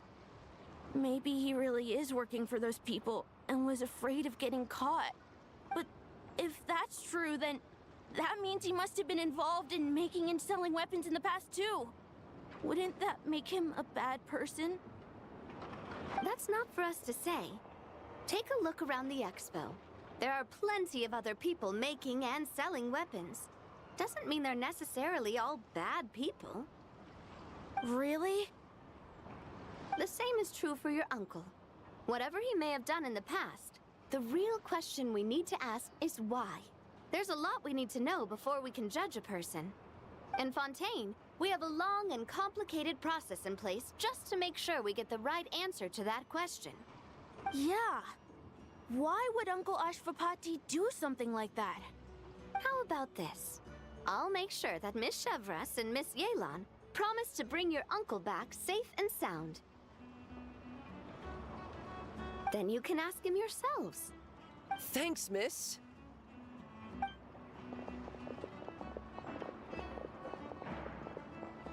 This situation is complicated and unpredictable. Isn't it a bit early to be making those kinds of promises? It's all right. We're prepared for whatever we might face. Regardless, it's a promise we have to keep. After all, when the children get their answer, it will shape their understanding of what justice means. Then, let's all do our part to make sure this ends as well as it possibly can. Okay, part 3 we're starting. Let's go.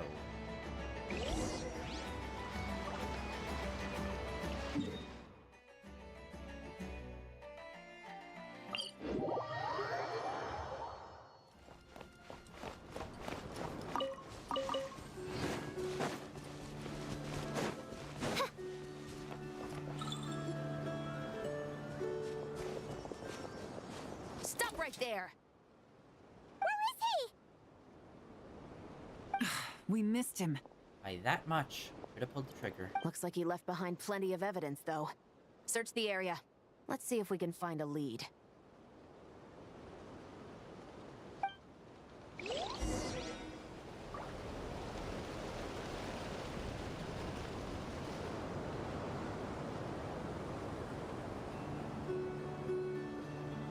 I hear the voice of fate, speaking my name in humble supplication. Oh, nope, almost.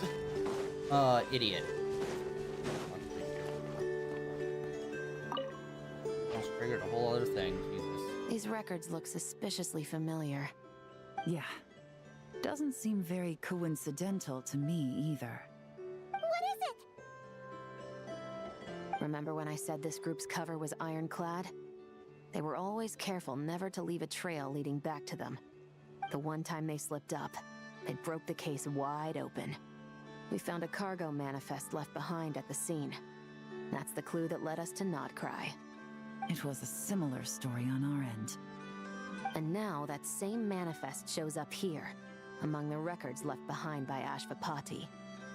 So, he's the guy that slipped up back then? Unless it wasn't a slip-up at all. How does the same clue get left behind at 2 separate scenes and picked up by 2 separate law enforcement agencies? Thinking back on it now, it doesn't seem quite so accidental after all. No. Almost like he led us here on purpose. But for what reason?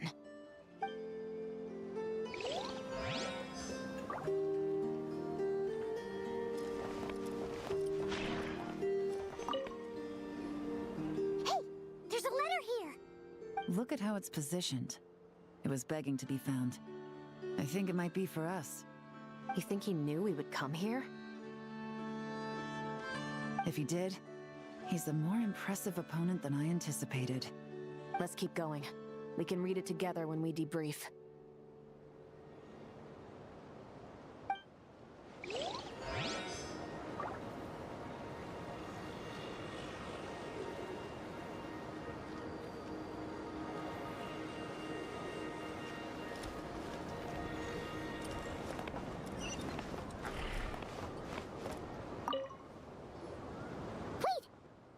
Is this what Paimon thinks it is? It's the display model that goes with the prototype. Guess that does make him our thief. What's worse is that, with his technical background, I bet he managed to bypass the security features on the prototype. You're saying our guy has a battle-ready ballista in his possession, just waiting to be unleashed? Oh, this isn't looking good. Something isn't adding up. All the evidence suggests that he was here alone. Which begs the question, why would he unlock the ballista's features before even meeting up with his boss? That's a question for another time. We need to focus on where he's going next. This situation seems more complicated than we imagined. It looks like Ashvapati does have a connection to our criminal gang, but it might not be what we thought at first. You don't think he's working for them? Unlikely. He lured us to Nodcry, prepared those weapons on his own, deliberately put us on his trail. This is looking more and more like the work of an independent actor. Well, if we want to get to the bottom of this, he's still our best lead. That would seem to be our last remaining clue. Let's do it.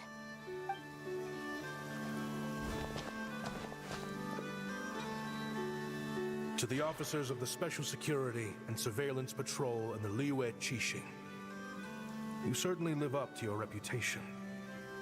Within a single day, you were able to eliminate over half of the gang's forces. I appreciate the effort. I doubt my secret hiding spot will be a secret much longer. So I suppose it's my turn to throw my hat in the ring. I'm just glad I no longer have to run. So, before my day in court is upon me, allow me to confess to my crimes.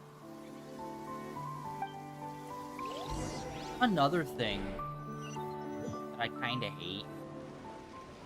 It all started with a Kashara War researcher, expelled from the academia for violating a taboo. Why is it that they always confess?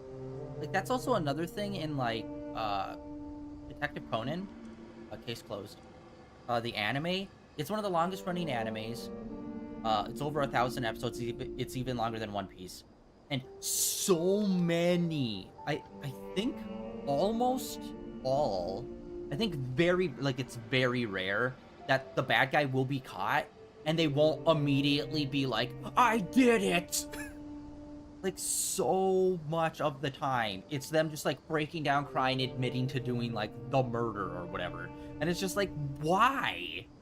Like, if you have a show that's, like, over 1,000 episodes and 99% of them, when you catch the killer or catch the bad guy, they just instantly break and are like, you're right! I did kill him! It's like, every time. I hate it when they confess like this. It's just like, yeah, don't get me wrong, sometimes they'll confess, sure.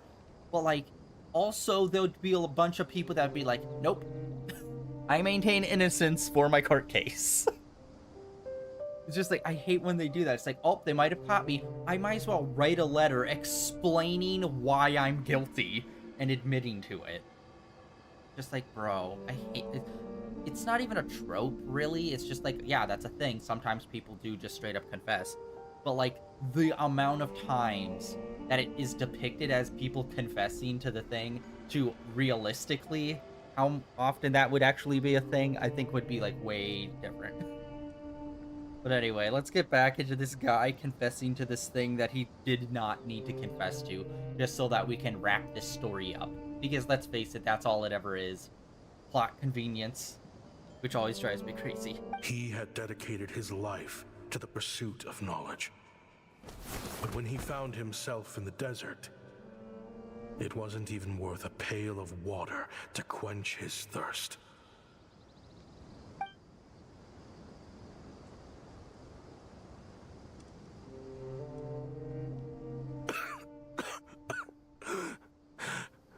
Could you spare some water? Water? I'm a Kasharawa researcher. If you need something, I could. Researchers like you are a dime a dozen. Smart as a whip until you find yourself in the desert. Then, you're lucky to survive the night. Are you mocking me? No, son. Just still trying to figure out why I've got such a soft spot for strays like you. Here, give me your canteen.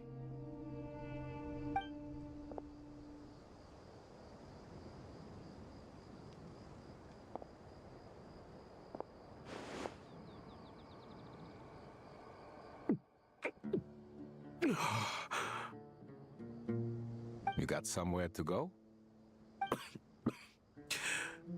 Not really. Thanks to this water, though. At least I can rule out the bottom of a vulture's stomach.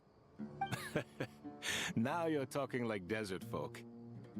You could always join my band of misfits. What would I do? Gather food, guard our water source, just like everyone else I've taken in. Of course, if you have something you're good at, you're welcome to show it off. Every little bit helps. All I know is weapons. Weapons? Yeah. I love studying them. Big and powerful ones, small and deadly ones, old ones, new ones. I believe the essence of Kasharawa research is embodied in weaponry, and the pursuit of this kind of technology is what pushes the world forward. My lifelong goal has always been to become a foremost expert on all kinds of weapons, so I can invent even more advanced ones. So I might have borrowed a few sensitive techs without permission, but you see the vision, right? The higher-ups in the academia just didn't understand. The academia could have 1,001 reasons for exiling you out here, and it still wouldn't matter to me, son. All I care about is what this specialty of yours can do for us. I can help upgrade your weaponry. That should come in handy in a dangerous place like the desert, surely. True, weapons are essential to life here in the desert. Most folks get them when merchants happen to pass through. But when it comes to protecting the people here, this scimitar in my hand is more than enough. The kind of weapons you're talking about are overkill for a place like this. Overkill? Really? Our group is lucky. Our ancestors learned how to protect the oasis from the sandstorms to prevent it from drying up. Plus, we're pretty far off the beaten path. Helps us avoid conflict with other bands of eremites. All in all, we don't have to travel to find water. We don't have to fight off other desert folk. It's a real place to call home. There are plenty of ways to die in the desert, but behind a lot of them lies too much ambition. So, having somewhere to settle down is more than enough for me. I see. Guess I could do some odd jobs then. I've heard you Kasharawa scholars are handy with all kinds of gadgets. You could always make something for the kids. You mean, like, toys? Yes, if you wouldn't mind. It'll give them something to do. Life can get boring out here. All right, then.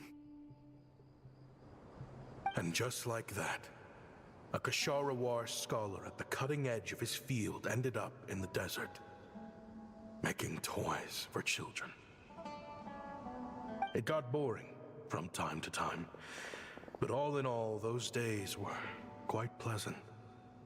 The eremites accepted me as one of their own, and all the children loved me. Looking back now, I wish I could have lived like that until the end of my days. But then, those despicable people showed up, and it changed everything. Don't rush me. These materials are in short supply. Oh, they've got a lot of nerve showing their faces back here. Send the gem? It has been a while. Well, we have a right to this oasis too. Our ancestors were part of the group that discovered it. You hated this place. After that giant sandstorm when everyone else was trying to figure out how to help, you got out of Dodge the first chance you could get. Because I knew better than to be stubborn. Stay in one place too long around here, and it might just be your grave. You abandoned this place. If we'd done the same, the Oasis wouldn't even exist anymore. You gave up your right to be here a long time ago. I heard they joined another band of Eremites after leaving us, but got kicked out. I bet they're only crawling back to us now because they've got nowhere else to go. Chief, should we drive him off? I'd like to see you try. I'm warning you. You won't get rid of us that easily. Leave them be. This oasis has always been big enough to sustain more than one group of people. It's not worth spilling blood over. All that matters is keeping the people here safe. At the time, I didn't think much of it. Just Chaim Wazet being the kind-hearted man he always had been. And so, normal life continued, much unchanged. Well, mostly. You can take the scholar out of the academia, but putting your life's work behind you is easier said than done. I often found myself flipping through my collection of blueprints and sketches. The ruin drakes scattered around Sumeru were of particular interest to me. As far as I knew, no one had been able to analyze or reproduce the technology within those mechanisms. But I was able to design a kind of lure to bait them into attacking a specific target, in effect, turning them into a weapon. Somehow, the new arrivals at the Oasis must have caught wind of it, because they soon started taking an interest in me. Hope you don't mind me asking, but is that a weapon you're researching? I do mind, actually. It's none of your business. Rumor is you used to be a researcher at the academia. All that knowledge going to waste out here in the sticks. What a shame. What do you want? I want to team up. The rules and red tape that got you kicked out of the academia, they don't exist in the desert. You could take this research to the next level. As things stand, all you've got is a blueprint and a pipe dream. But what if you had access to the right funds and materials? What are you suggesting? Me and my men can get you what you need. In return, all you gotta do is bring this sketch to life.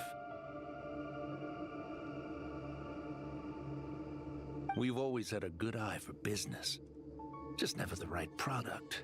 But this thing right here, the different bands of Eremites are gonna shell out Mora left and right to get their hands on it.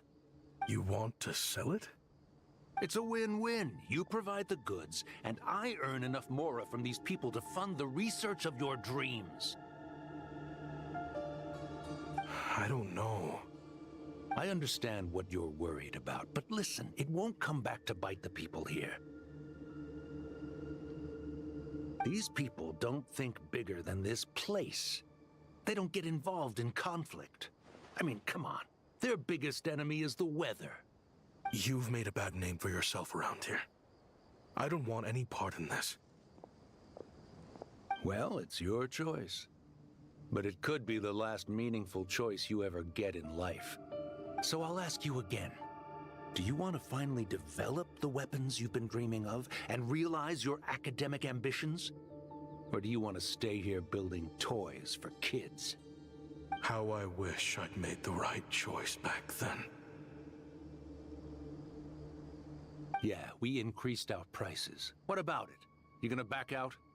So, it really is money My hungry. God, this as is they just all like a say, full huh? cutscene, Cash just is king. a full episode That's of an just anime, business. just explaining what's happening. Fine. I'm done. I want out. What are you talking about? We're making bank here. I know what the weapons have been used for, and I refuse to be an accomplice to all this any longer. What do you mean you know what the weapons have been used for? It shouldn't be a surprise. They're weapons. They're to kill people, alright? Whether it's for good people or bad people, it's still, like, the same concept, brother. Like, what do you mean? What do you mean? An accomplice? Listen, that's got nothing to do with us. People would be at each other's throats with or without our weapons. So they die to a machine instead of a scimitar. What difference does it make?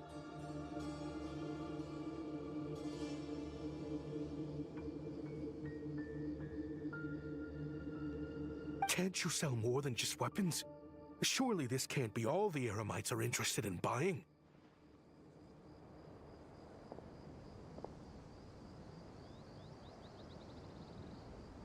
Sorry, I forgot I turned off. If you want to make the big Mora, you gotta push what sells. That's just how it is.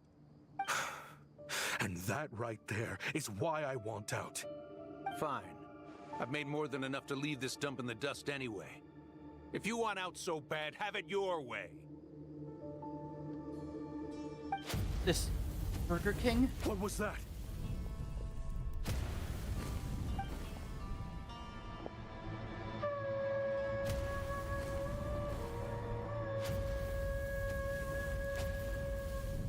No.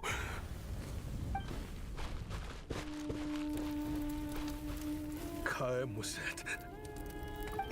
Yeah, they did. Oh, sorry, dying.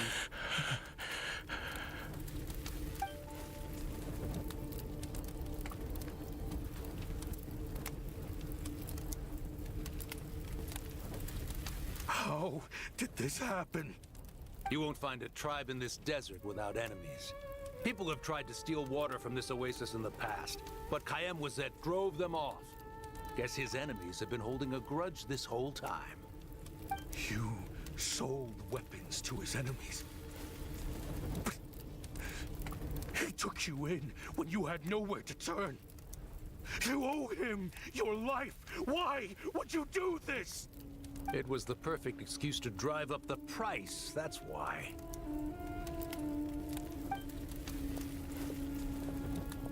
It was only later that I found out. This wasn't the first time Senegem and his men had turned around and stabbed their allies in the back. Yeah, shocker. Let's just say there was a good reason they had nowhere else to turn back then. I didn't chase after them or try to hold them accountable. In that moment, all I could think about was saving as many people as I could in a desperate attempt to atone for my sins. But once the weapons I designed were turned against us, the fate of this place was sealed. Even I could do nothing to prevent it. In the end, despite all the burning tents I rushed into, I was only able to save 3 children. And now, you know the full account of my crimes.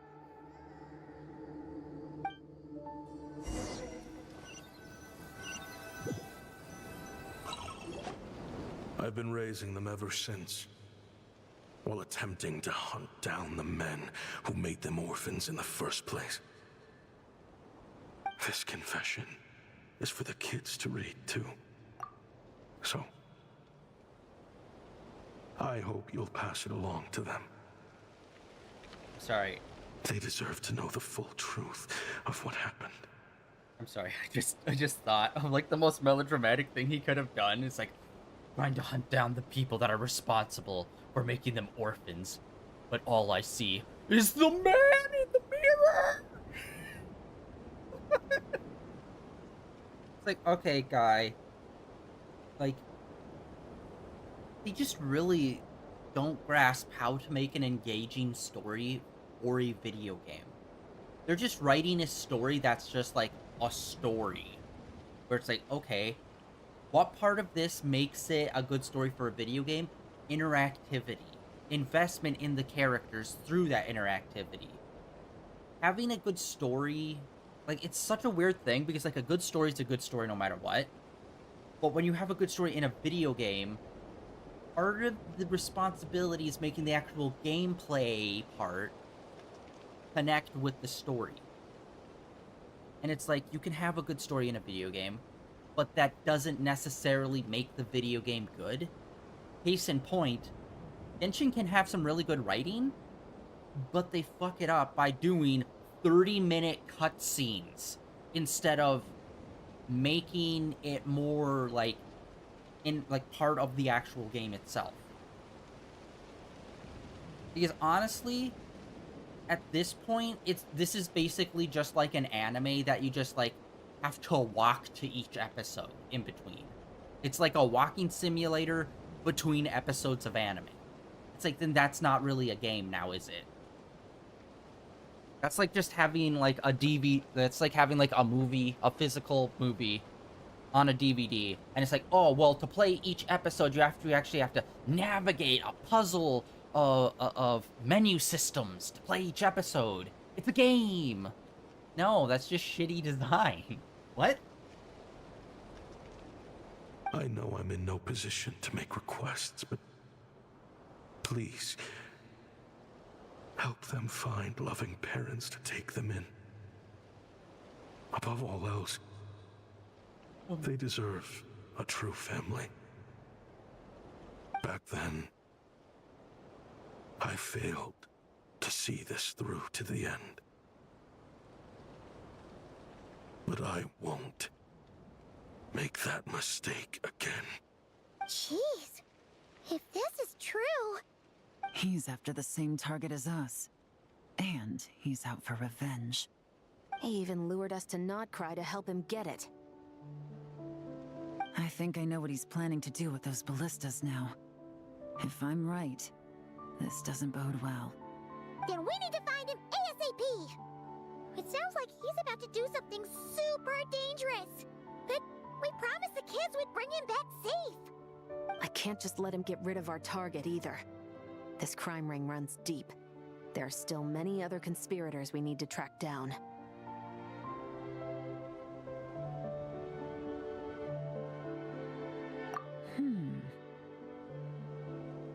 Oh? You got something?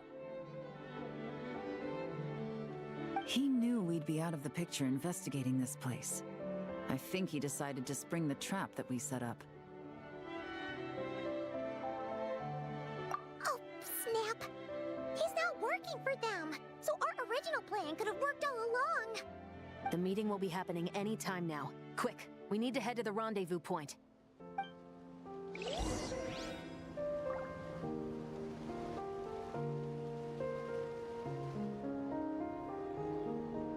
The rendezvous. Oh, okay. For some reason I thought it would be like near this point. Notice they didn't change it on the map. I honestly like this little side area. I wish they'd keep it, but I think it's not gonna be permanent. I mean, usually it isn't for like events. Still, you made the area. Might as well update the map and have it there. Ashvapati. It's been a while, Senegem. Over a decade, at least. How did you find this place? All these years. And the signal you use for the meetup point still hasn't changed. All I had to do was pose as your point of contact. And fish a time and date out of that scout you sent. Useless bunch of idiots. Just wait until my backup gets here. Oh, I think that might take a while. The Fontaine and Liyue authorities have your men locked down tight. Every last one. No. There's no way the cops could have known we'd be here. Unless, of course, someone deliberately left a trail of clues, leading them straight to the expo. That would be a different story, now wouldn't it? If they hadn't taken your agents out of the equation, I doubt I would have been able to lure you here. So now what? You gonna turn me in, too? No. The authorities can have your men. But you're mine. Is that for Tui Tech? Looks like your skills are as good as ever.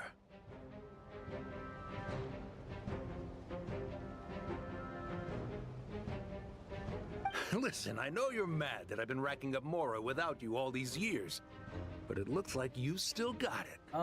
If you want back in, we can work something out. After everything that happened, what makes you think I would want back in? Because what's the alternative? You're not here for revenge, are you? After Kayemwazet took you in, you really convinced yourself you were one of them, huh? What you should have learned is that banking on loyalty and belonging is a losing hand. Better to cash out before you're in the hole.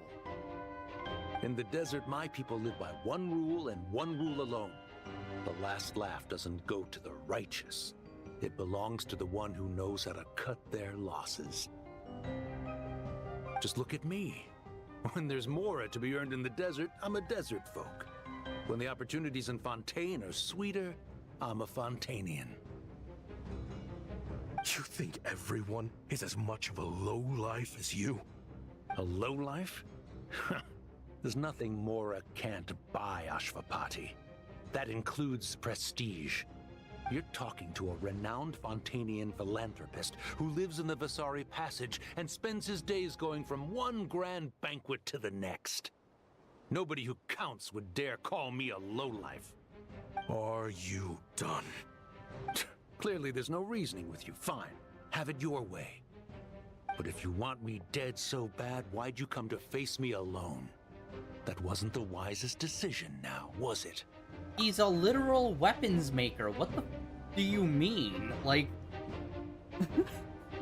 do you think he didn't just plant a bomb on the ground that we're currently standing on and we are all going to die together? Like, why would you not instantly think that was the thing? Oh, don't you worry. I brought plenty of firepower with me. You could have brought a whole army for all I care. These weapons will bury every last one of you!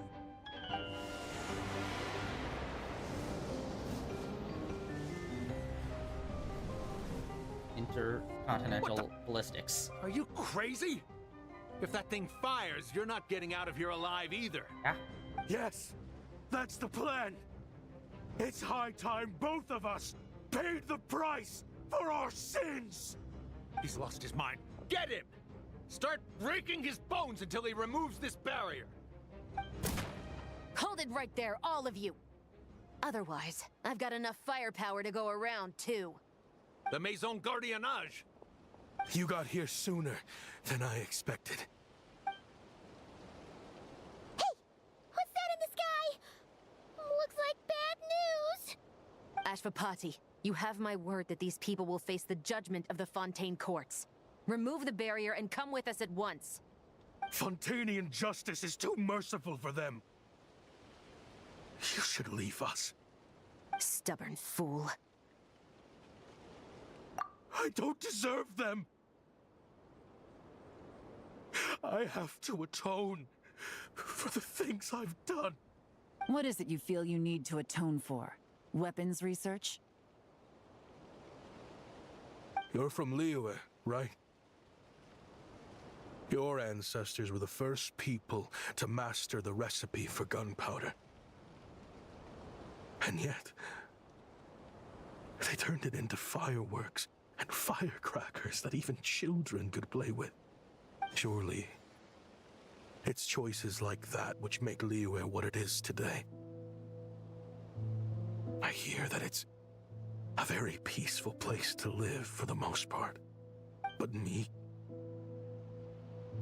I chose to use my research skills to create weapons of war that brought death to countless people and destroyed the only home those kids had. That's why I have to atone. Because I have blood on my hands. Sounds like you don't know as much as you think about fireworks. They might be harmless fun in this day and age, but they started out as weapons too, you know. What? That's right. Fireworks and firecrackers were originally developed for use as weapons. They needed something a little more powerful than usual for purging evil forces and scaring off wild beasts. Over time, evil spirits learned to fear the sight of flames, and the beasts retreated into the mountains. That's when people started repurposing fireworks for entertainment purposes. The peace we enjoy today isn't because we chose to make toys instead of weapons. The weapons are what secured us the peace in the first place. Only then did we have the luxury of choosing to turn them into toys instead. It's people, not weapons, that commit acts of evil. And when people are as bent on destruction as the evil forces and beasts faced by our forebears, whatever tools they have at their disposal end up as weapons. Time is running out. Please. Leave while you still can. Relax. Now that we have these guys in custody, I think we can find a way of repurposing these ballistas for the children's amusement.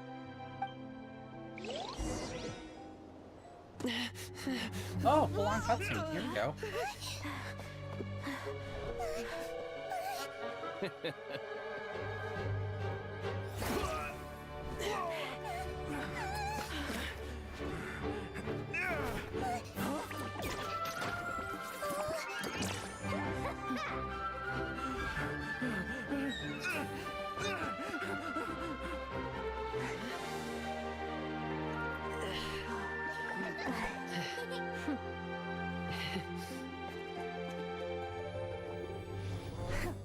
I knew they were looking for trouble, but they messed with the wrong manager.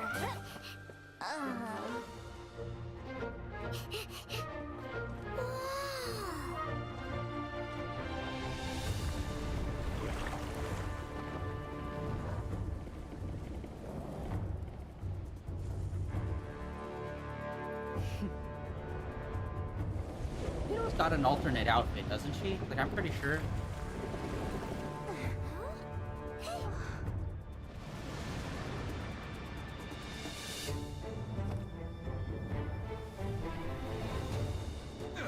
Okay, the rockets are literally in mid-air about to strike. Can we, actually get to the thing where we stop it or intercept? Like, it's kind of crazy. Captain, we're in position. Prepare to intercept! On my signal! Captain, they already landed like 5 minutes ago. Oh. Oops. Fire!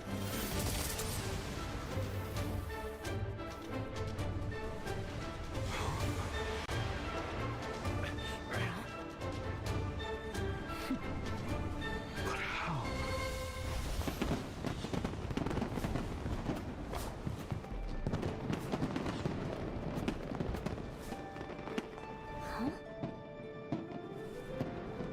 That would be so impossible to do. Fireworks show.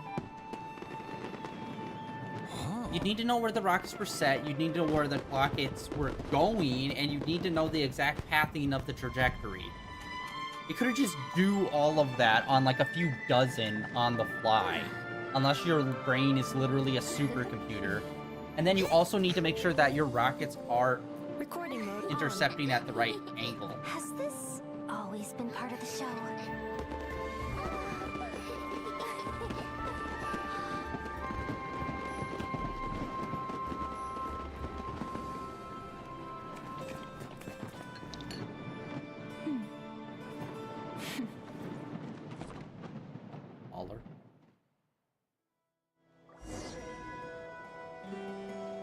No funny business! I never imagined the Guizhong ballista could be used for something so beautiful. If you'll agree to come with us and answer some questions, it would be a big help to our investigation. Of course. You'll have my full cooperation. I know I'm guilty. Just not sure of the precise crime at this point. Honestly, me neither. Arms manufacturing, arms I'm sure dealing. a case like yours would have Fontaine's top legal experts scratching their heads. As for these arms dealers, though, I can confidently say that none of them will be getting away with Attempted murder. So at least you can take some solace in that. I know. There's no sentence the court can give them that will satisfy you. But at least the trial will be a public declaration of their crimes and the punishment they will receive. The victims deserve that much. Considering the alternative was them dying in obscurity to a revenge killing with no one left behind to tell the story. This looks more like real justice to me. I guess you're right.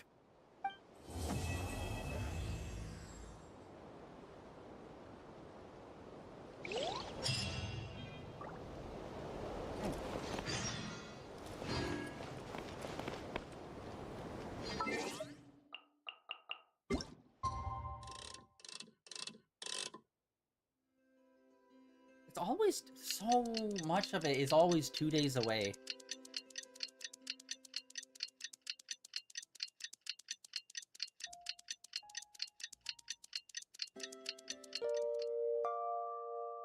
I created another universe, and What do you think they did with Ashvapati in the end? Let's go ask them for an update.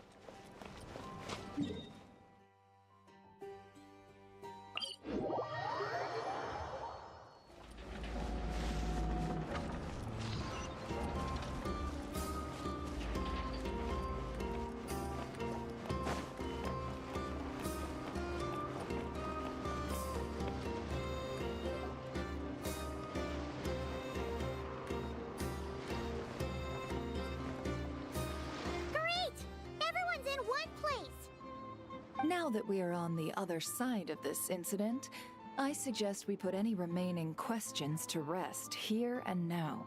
The Voynich Guild won't be responsible for any disputes remaining after this meeting. Understood. Well, there's been no serious harm to me or any of my compatriots. And with the arms dealing operation closed down, I've achieved my strategic objective. I'm happy to let the Fontaine authorities process the culprits from here on. Okay, it feels... These three characters are all kind of the same archetype. And putting them all next to each other just kind of makes them all feel samey. Despite, like, Yelan has, like, the whole, like, gambling theme. And, the marksman, I always forget her name. She loves food. And it's like, you have, like, two basic traits. Like, your personality and then, like, a fun, quirky thing. And, like, it just feels like they've mainly leaned into, like, them having kind of the same personality.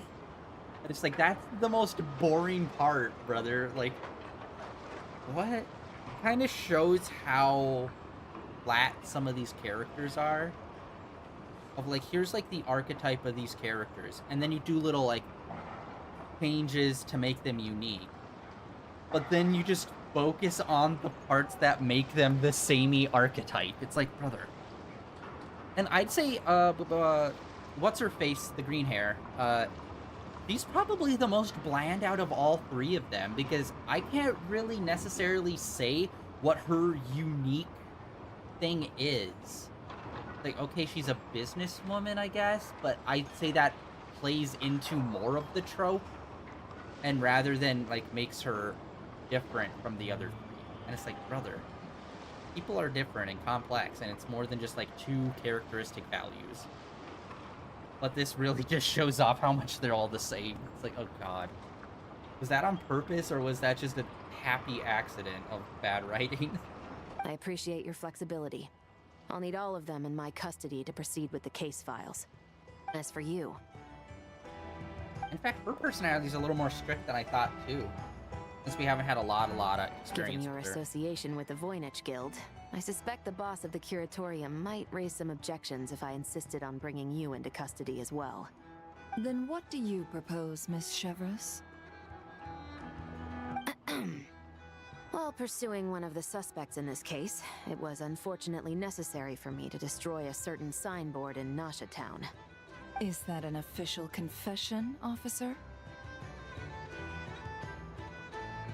What I'm suggesting is that I don't file charges against Ashvapati, he stays here, and in return, you don't seek damages for the signboard. Sound fair? Deal. Huh. That went surprisingly smoothly. Paimon figured it was gonna be a whole ordeal.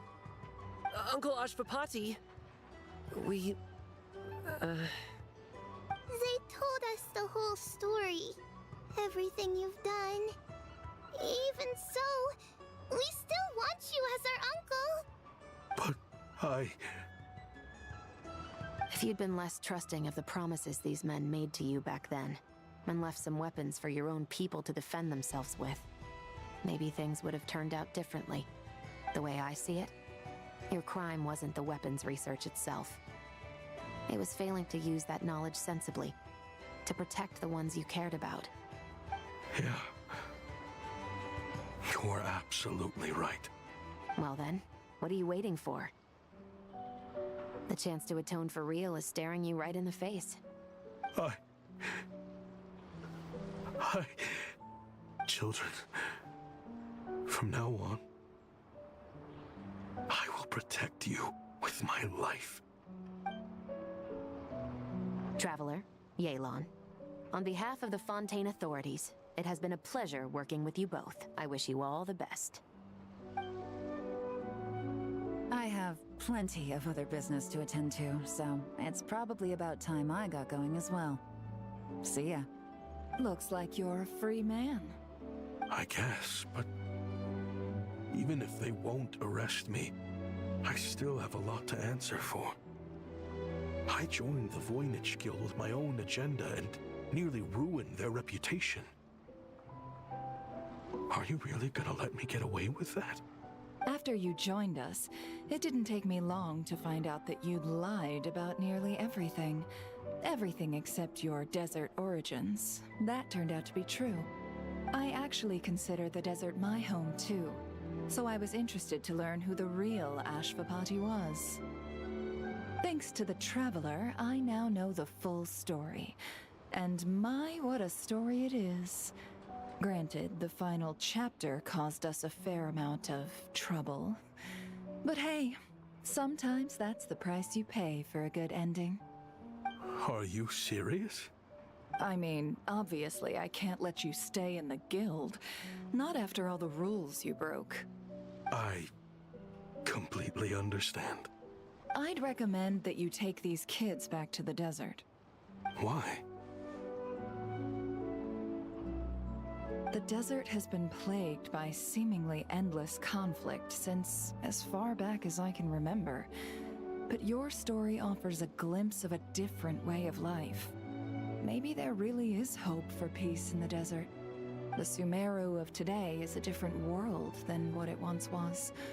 With Lesser Lord Kusanali at the helm, who knows where the possibilities end? Maybe you could rebuild the home these kids once knew.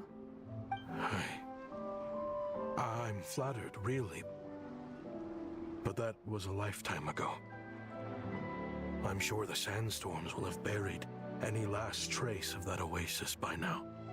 Sure, we could put up a few tents and call it a settlement. But what then? It would be a brutally harsh existence. There's no way around it. Where there's Mora, there's always a way. Hello, my dear customer. Why don't you discuss your needs with me? If you can dream it, you can buy it. So Mora is the answer, huh? All right. Say I wanted to buy a hometown for these children. You telling me I can buy that from you? Don't take her so literally. She's just doing her sales pitch. Sure can.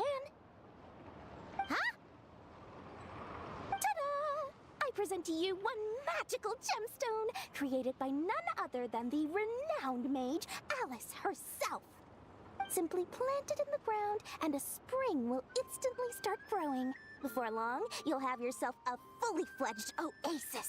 And the best part is, it's designed to work flawlessly, even in the most arid and sandiest of deserts. What the? Huh. Looks genuine to me. Goodness. They always say you can find everything at the Nodcry Trade Expo. Turns out it's more than just marketing hyperbole. Still, surely a treasure like this must cost the world. As much as I'd love to buy it, I don't think I'm the kind of clientele you're looking for. Actually, this could be your lucky day. The mage who tasked me with selling this insisted on setting the price herself, and she priced it as whatever keeps the kids happy. Needless to say, I could have found far more lucrative options. But alas, none of them would be worth breaking a promise to a mage over. Whatever keeps the kids happy? So what is that in Mora? Good question. I got it! How about I charge you whatever you three kids earned at the expo? Then you can say you bought back your hometown through nothing but your own hard work. I think that would keep the kids very happy indeed. Wouldn't you agree? Deal! Hooray! Well, this was a strange turn of events. Honestly, I feel like half of the characters that like showed up for this didn't really do anything or show up.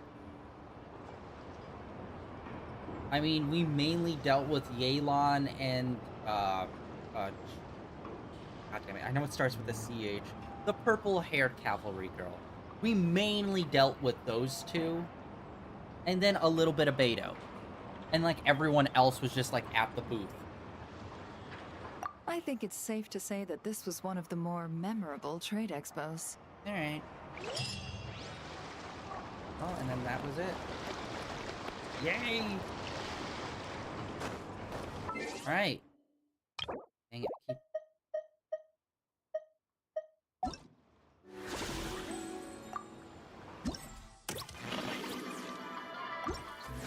And, yeah, okay. Done! Alright. Really, the final one can't give you some more Primo Gem? You're already being cheap as it is.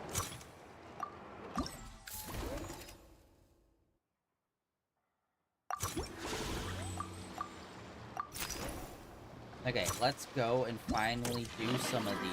Hell yeah. Go to challenge. Like we're right there, but still. Alright, let's go.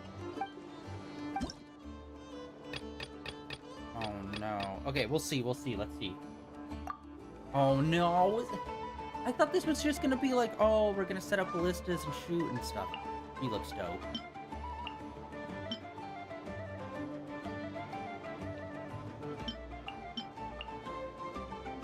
Let's try this combo. Yeah, who is she? Why does she not look familiar to me at all? Like, vaguely familiar. I don't even remember her. Locked and loaded, waiting on your signal. Oh, yeah. She was the one that was like, I was thinking she was like, Ningguang. Be cleansed.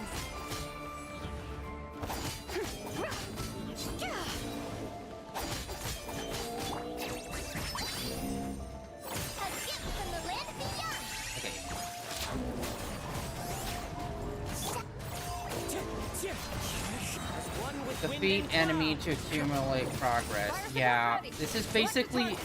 They're trying to do score-based stuff, but not calling it score.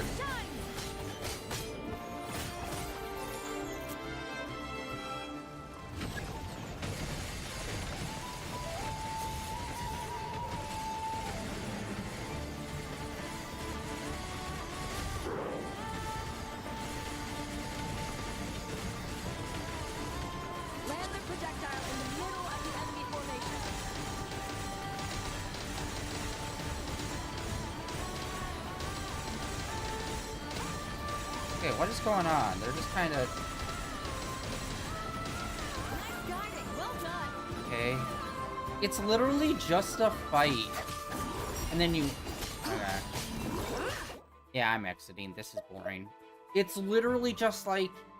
2 fight score. But instead... But like... Okay, and then you trigger this one thing. Okay, now back to normal fighting. It's like... I hate these. No. Boring. Give me a mini-game that doesn't involve the terrible fighting system that is in this game. Like, literally any other kind of mini-games. Like, again, tower defense. You had quite a few different variations on tower defense throughout the years. I've loved all of them.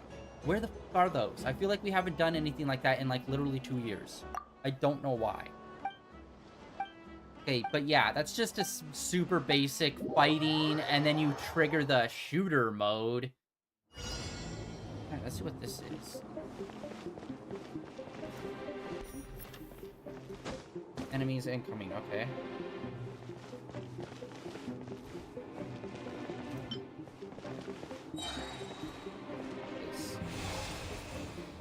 Oh, okay, so this is kind of a tower defense like, okay.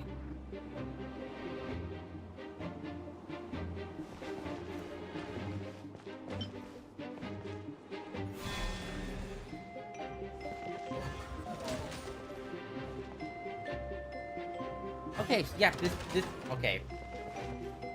I was literally saying how I loved every tower defense version. And they even did an auto chess one, like, not that long ago. And that was super cool. And it's like, you just did a tower defense where you just made it a straight line. Like, seriously, like... Even things in this game I like, they will take it and make it into shit eventually. Like, you seriously couldn't just, like, make it a slightly windy road? Like, literally, year 1 of this game, they've had tower defense games that were more complex or interesting than what this is. It's literally, guy walks straight line, you stop, guy walks straight line. You can't even make a few turns and curves and have, like, a little bit of, like, more terrain stuff? Bro, this game is actively getting worse every year. I'm not even kidding. Okay, what the fuck is happening? He keeps talking over in the corner. Can we just move on to, like, the next thing? Enemies incoming. Okay, can they be here already? Move closer.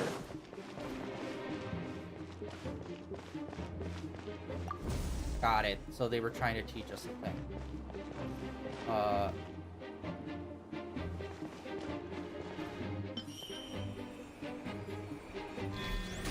Okay, so we confused them. That's cool. But yeah, again, why did they just make it a plain straight line? Like, literally. You couldn't have at least given us, like, unique looking area? It's just, here's a metal platform. It's straight. Don't let them get past you. Okay, okay. The fusion is a cool aspect. I'll give them that.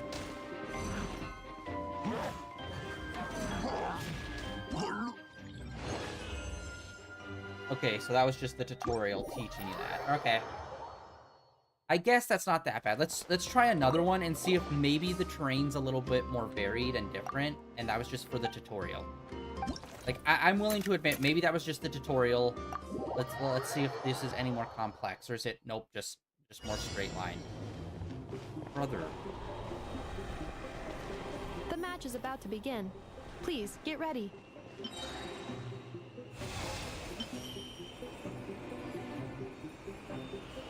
And I don't even know what the other two do.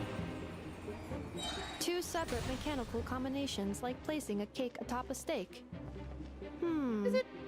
I'd almost never hear this analogy. Okay, luckily they did put a fast forward so that the next round can come quicker. That's good. Alright, is there a way to fast forward the fight? And then what's this?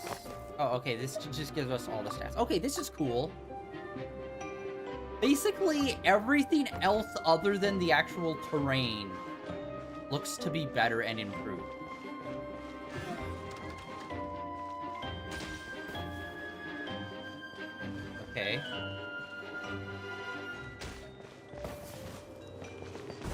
Oh, and I can throw it out too. Okay. I wasn't sure if that was me throwing it out or if it would be the robot. Like, it triggers the robot to do some sort of damage.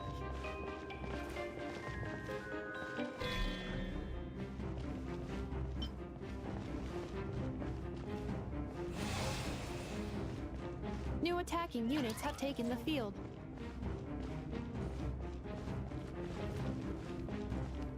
Oh no, I completely missed it.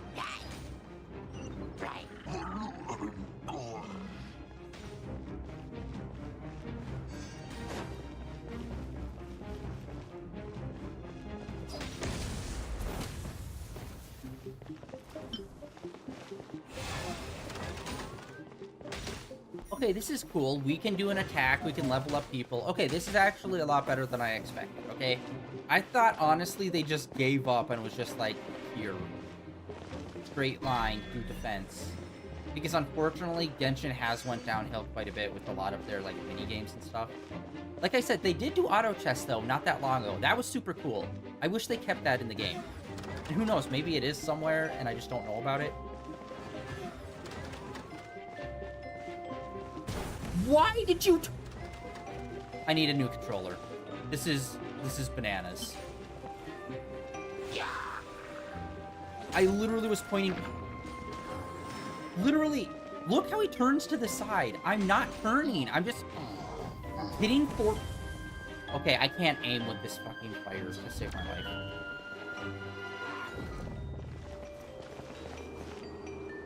Right.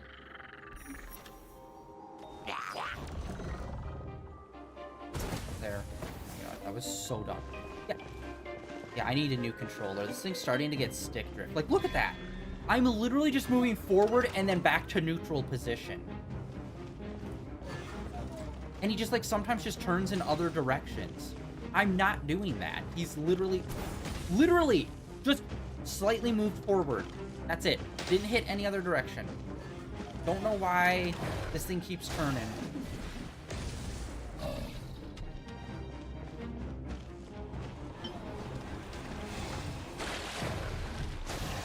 Calculating efficiency of commands. 3 times higher than standard.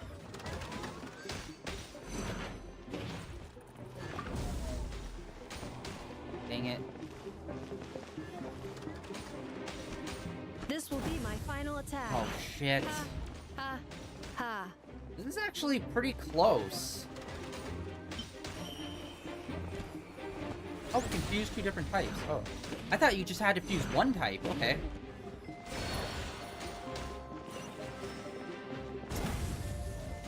Oh my god, no. You're not giving us enough, like, things to, do this.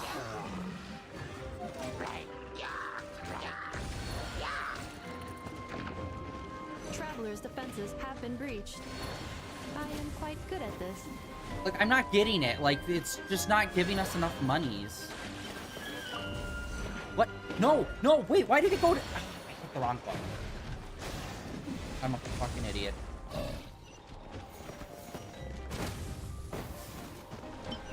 No, I keep hitting trigger trying to activate it. When it's not triggered. I don't... And he just wiped that out in like 1 second. That was super bad. Holy shit. Okay, let's go next stage. Okay, this is a bit... This is actually more engaging than I thought it was, okay?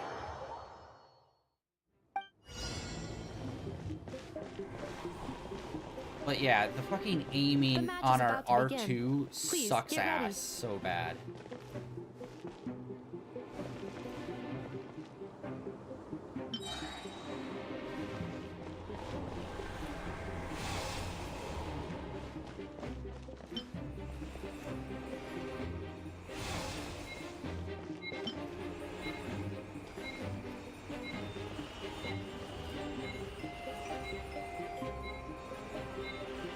Oh wait, shit, I didn't realize what line it was coming in on.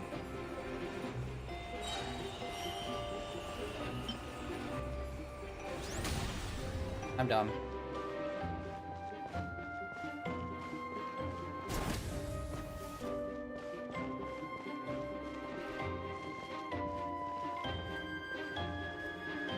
Yeah. Special reminder. Please check your starter rewards.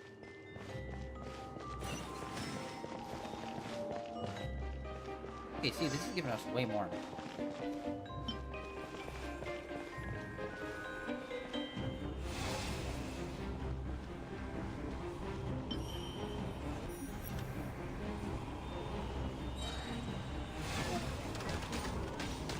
Oh my god, that does like no damage. What the shit? Travelers' defenses have been breached. I am quite good at this.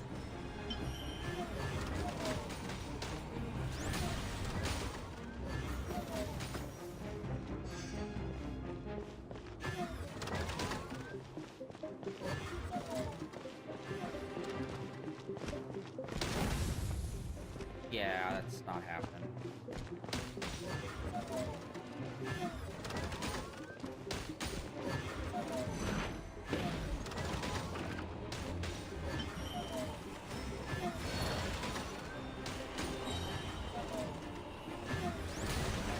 I don't know why the button comboing is like a little bit weird. And this is the heal zone too, when I put it behind that heal line. The assault will continue. Please remain vigilant.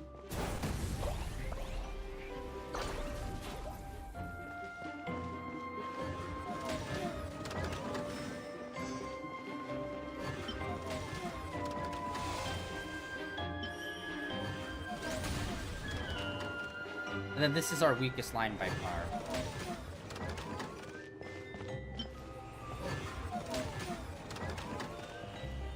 Wait, we have too many machines? Or, no.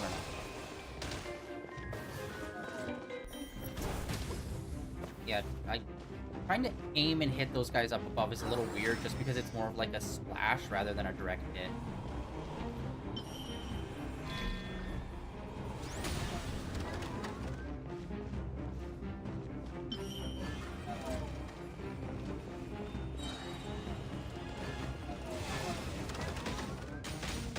Boom. Oh, dude, that did so much damage.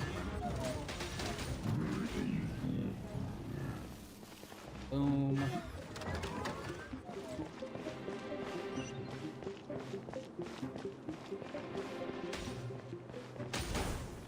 That was... I don't know what the fuck the aim is on this thing. It either goes like right in front of you or right... I feel like it's a reticle that just doesn't show up.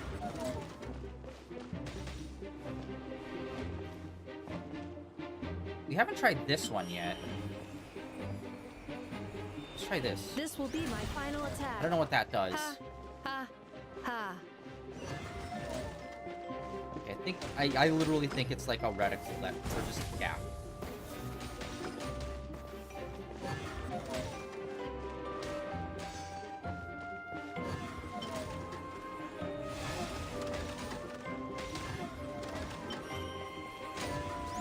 Oh!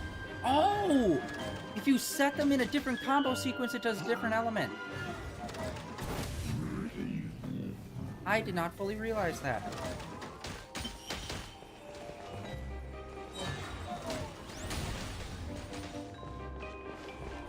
Dang it.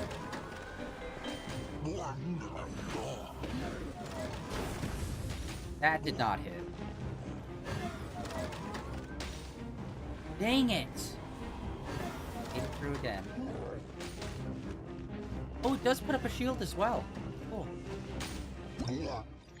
Okay, I need to do that. Gun and shield does like an ice damage one plus a shield on it. That's dope. I still haven't figured out what like the bird does. Okay, anyway, let's back out of here. We still have one more to look at.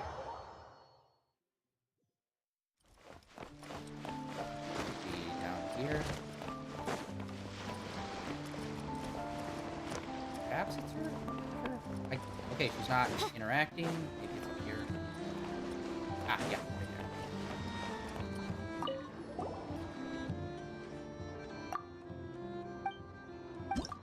Alright, let's go check this out. Oh, is it a bullet hill? Like, I'm okay. Ready, partner? Okay, I'm hitting the button. Hello?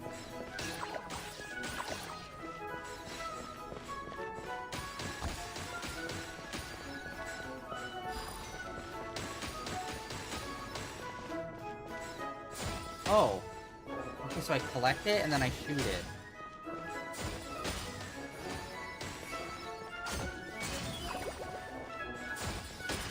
Oh, so it's almost like an opposite bullet hell, where it's like you want to get hit by them to, like, build up. But wait, this doesn't make sense. Our health started a different color, though.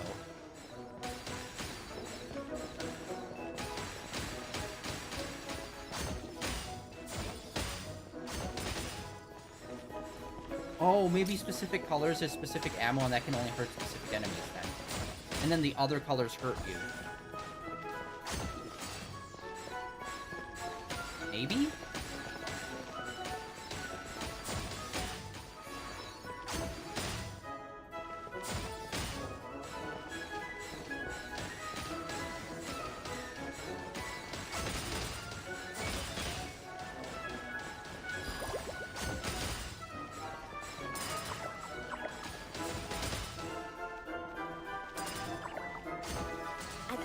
Okay, so it is different colors.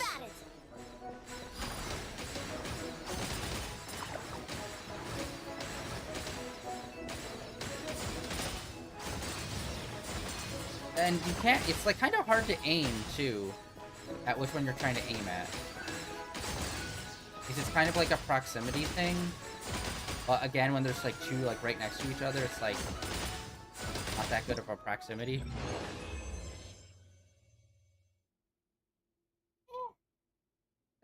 Okay, I guess. That's really not that great.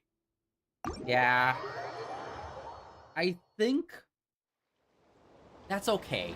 Like that's not bad. That's an okay one. I see what they're kind of going for there. That's decent. The tower defense one, I think is the best one. Even though it's kind of basic in terms of the terrain, having them to be able to fuse, that's super dope. And then yeah, this one's the worst one by far. Whenever it's one where you build a team and go in and fight, that's almost always the worst one. Every single time. Just because I do not like the fighting in this game. It is so basic and just not engaging for me. Especially now that we have other games like NTE and Illness and Zero. Their fighting is so much better than this game. It makes this game seem so bad in comparison. Not great. Not great at all. This is perhaps the game that I have the worst luck in by far. I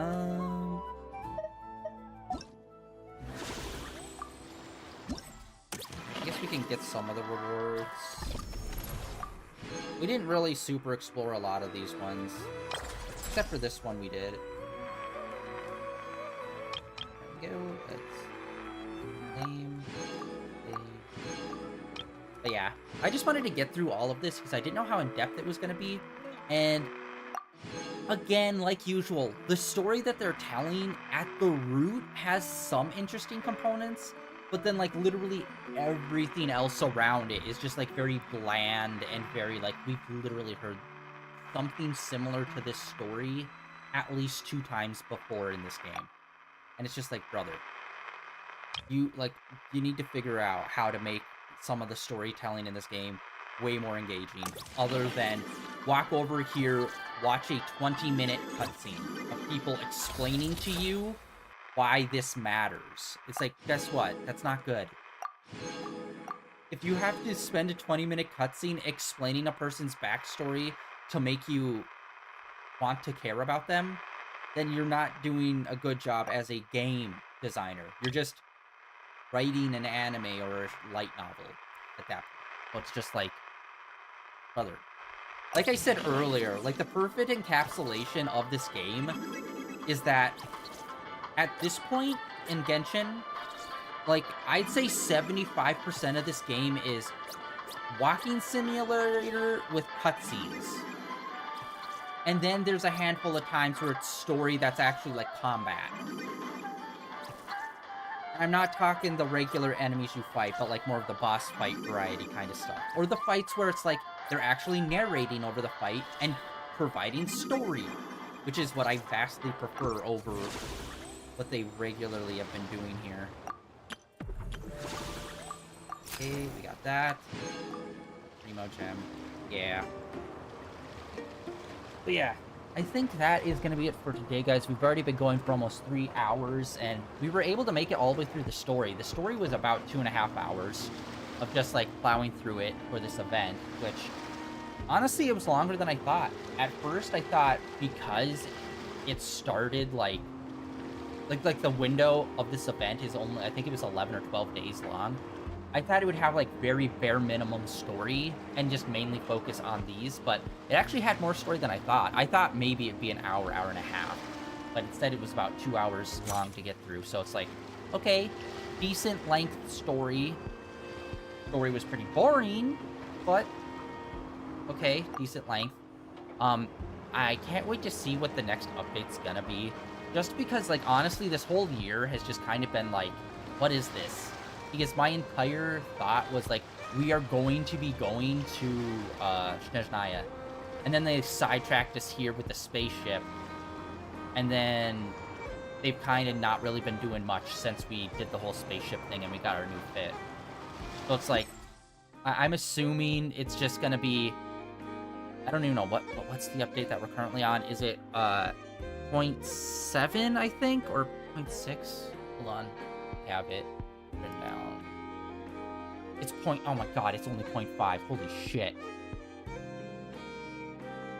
So, normally when they get 0.8 in their updates, that's usually when they start jumping to, like, after 0.8, they jump to, like, 3.0 or, like, 5.0 or whatever the next, 7.0 will be the next one.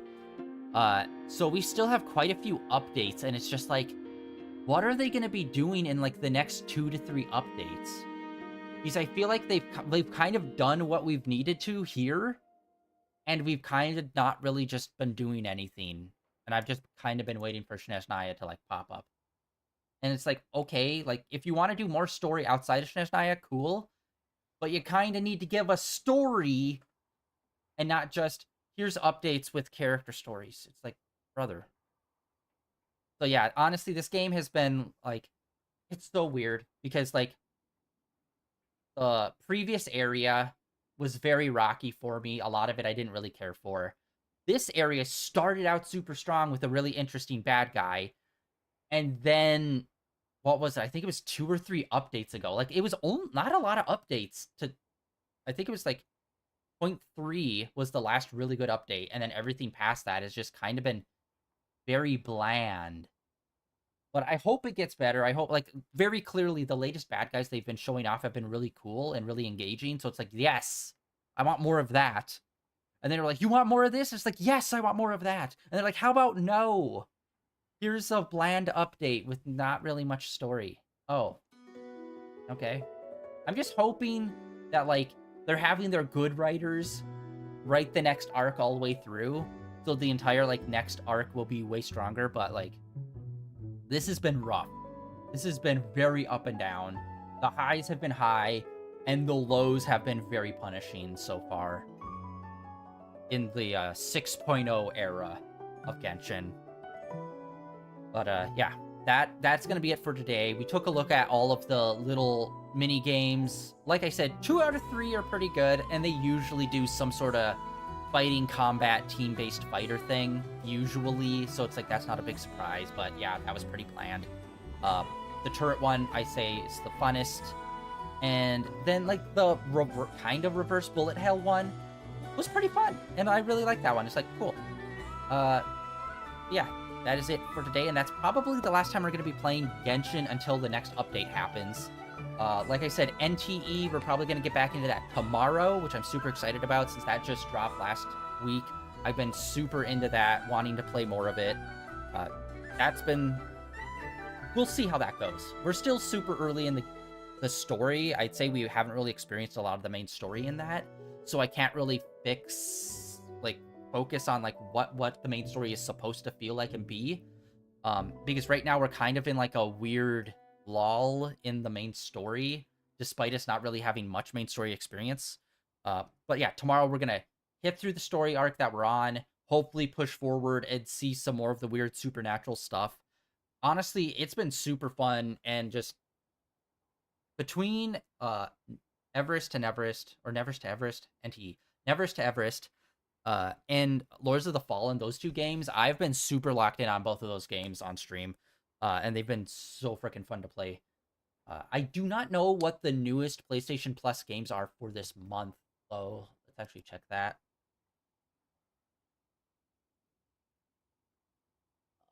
PlayStation, let's see what they got. Yeah, I didn't even check to see what this month's free games are supposed to be. I don't think I've really seen anything on it.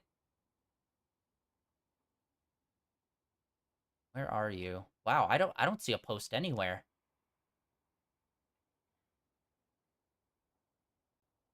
Okay, hold on.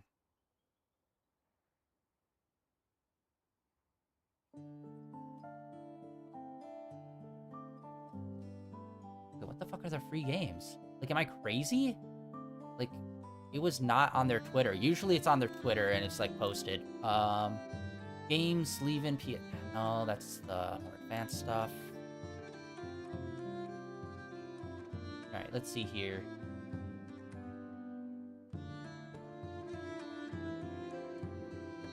Oh.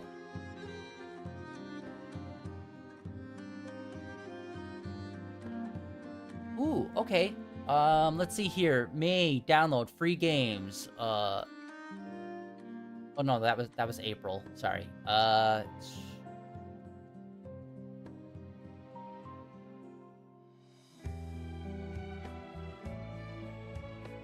Wait, what? This was like just put out, and for some reason it's telling you the games that are like leaving PlayStation and not the new ones that are coming in. Let's see here. The frick? This is that. I just found the weirdest article talking about this. Was uploaded 2 days ago.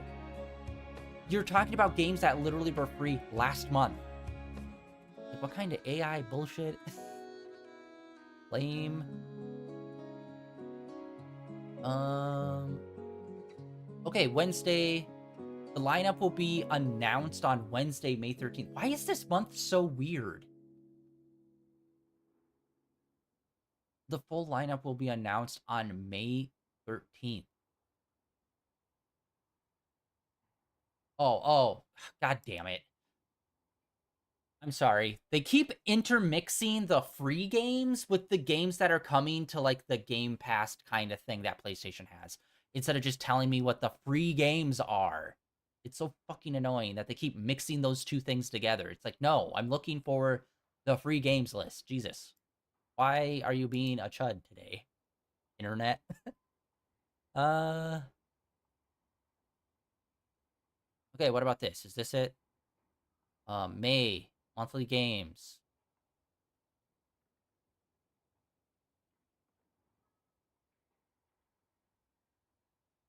Okay, it looks like I found it. Ooh, okay, that's actually pretty good. Wu Chang. Yeah, Wu Chang Fallen Feathers. Wow, okay, it looks like Wu Chang Fallen Feathers and No 9 Souls are the two free games. That's what it looks like. I don't know if this is 100% confirmed. This is from Games Cross, and they're usually pretty on it when it comes to what the free games are and like posting about it. No 9 Souls is like a 2D Castlevania-like kind of platformy looking thing. And then Wu Chang, the Fallen Feathers, is a Souls-like, I've heard about. And honestly, I've heard some people say some good things about it. And honestly, I was thinking about buying it and picking it up. It's like, dude. That's awesome if that's the free game for this upcoming month. You mean we had Lords of the Fallen, and now we're getting Wu Chang Fallen Feathers, which are both Souls-like games, month after month. That's fucking sick. Honestly, both of the free games that are coming out this month look pretty dope. If that is the correct listing. So we got two awesome games coming. One of them, Wu Chang, we are definitely going to be playing for sure. Just because it is a Souls-like, and you know me, I love Souls-like. I platinum every Souls-like that I play. So hopefully it's good and engaging. So far, I've only played one Souls-like game that I have absolutely hated, and that was Wulong.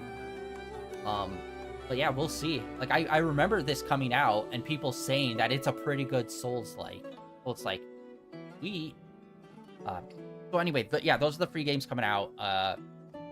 And both of them might be added to our list of games that we're going to be playing on stream. NTE tomorrow. And then after that, we are going to be doing Zenless Zone Zero. The latest update should be coming out by Wednesday.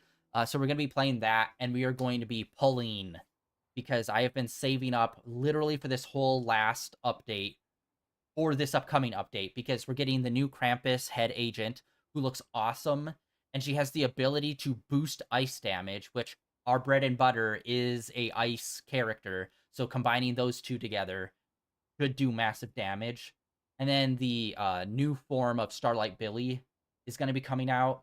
And so hopefully we're going to be pulling for both of the new S characters that are coming out. Hopefully we get both of them. Because, yeah, I think I have over 100 pulls that we can do. So hopefully, and we've had bad luck, too. We've done like 3 or 4 pulls and didn't get an S on this past update. So hopefully that rolls over. And we're already like 3 pulls in for the next few. So hopefully, if all else fails, we'll hit the mercy rule in the next, like, hopefully 5 to 6 pulls. And then the rest of the pulls we can put aside for Billy when he comes out. Because I believe it goes, the Krampus agent is first, and then Billy, I think, is in the later half. Unless I'm wrong, and one of them's A. I wish Billy would have to be A, because I know the Krampus agent is a S rank for sure. But irregardless, that's going to be happening the day after that. So, yeah. Tomorrow, NTE, Zenless Zone Zero on Wednesday. And then we'll kind of see. We'll kind of play it out and see whether or not we do more Zenless Zone Zero, or if we do more NTE. We'll see. Or maybe we'll do NTE 2 days, and then we'll do Zenless Zone Zero 2 days. Because Zenless Zone Zero, personally, I think is the best game put out by HoYo. And I always love their story. So maybe we should just do 2 days of Zenless and 2 days of NTE. You know what? That's it. Executive decision made. We're going to do that. So the next 2 days will be Neverest to Everest. And then Thursday, Friday will be Zenless Zone Zero, the latest update. Yeah. Alright. Anyways, that is it for day 2071 of Streaming in a Row, guys. Thanks for coming out and hanging out.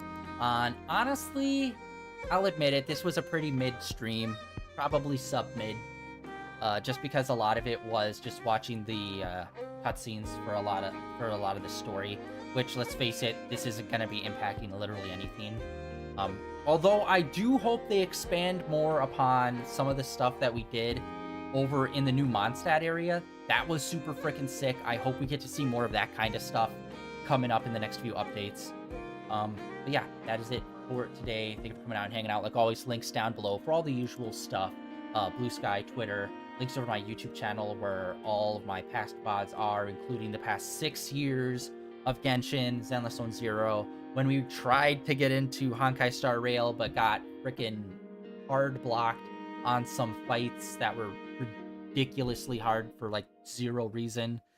And also our first couple of streams of NTE that just dropped last week. I think I've done, is it 3 or 4 streams already? Each one of them is like at least 3 to 4 hours.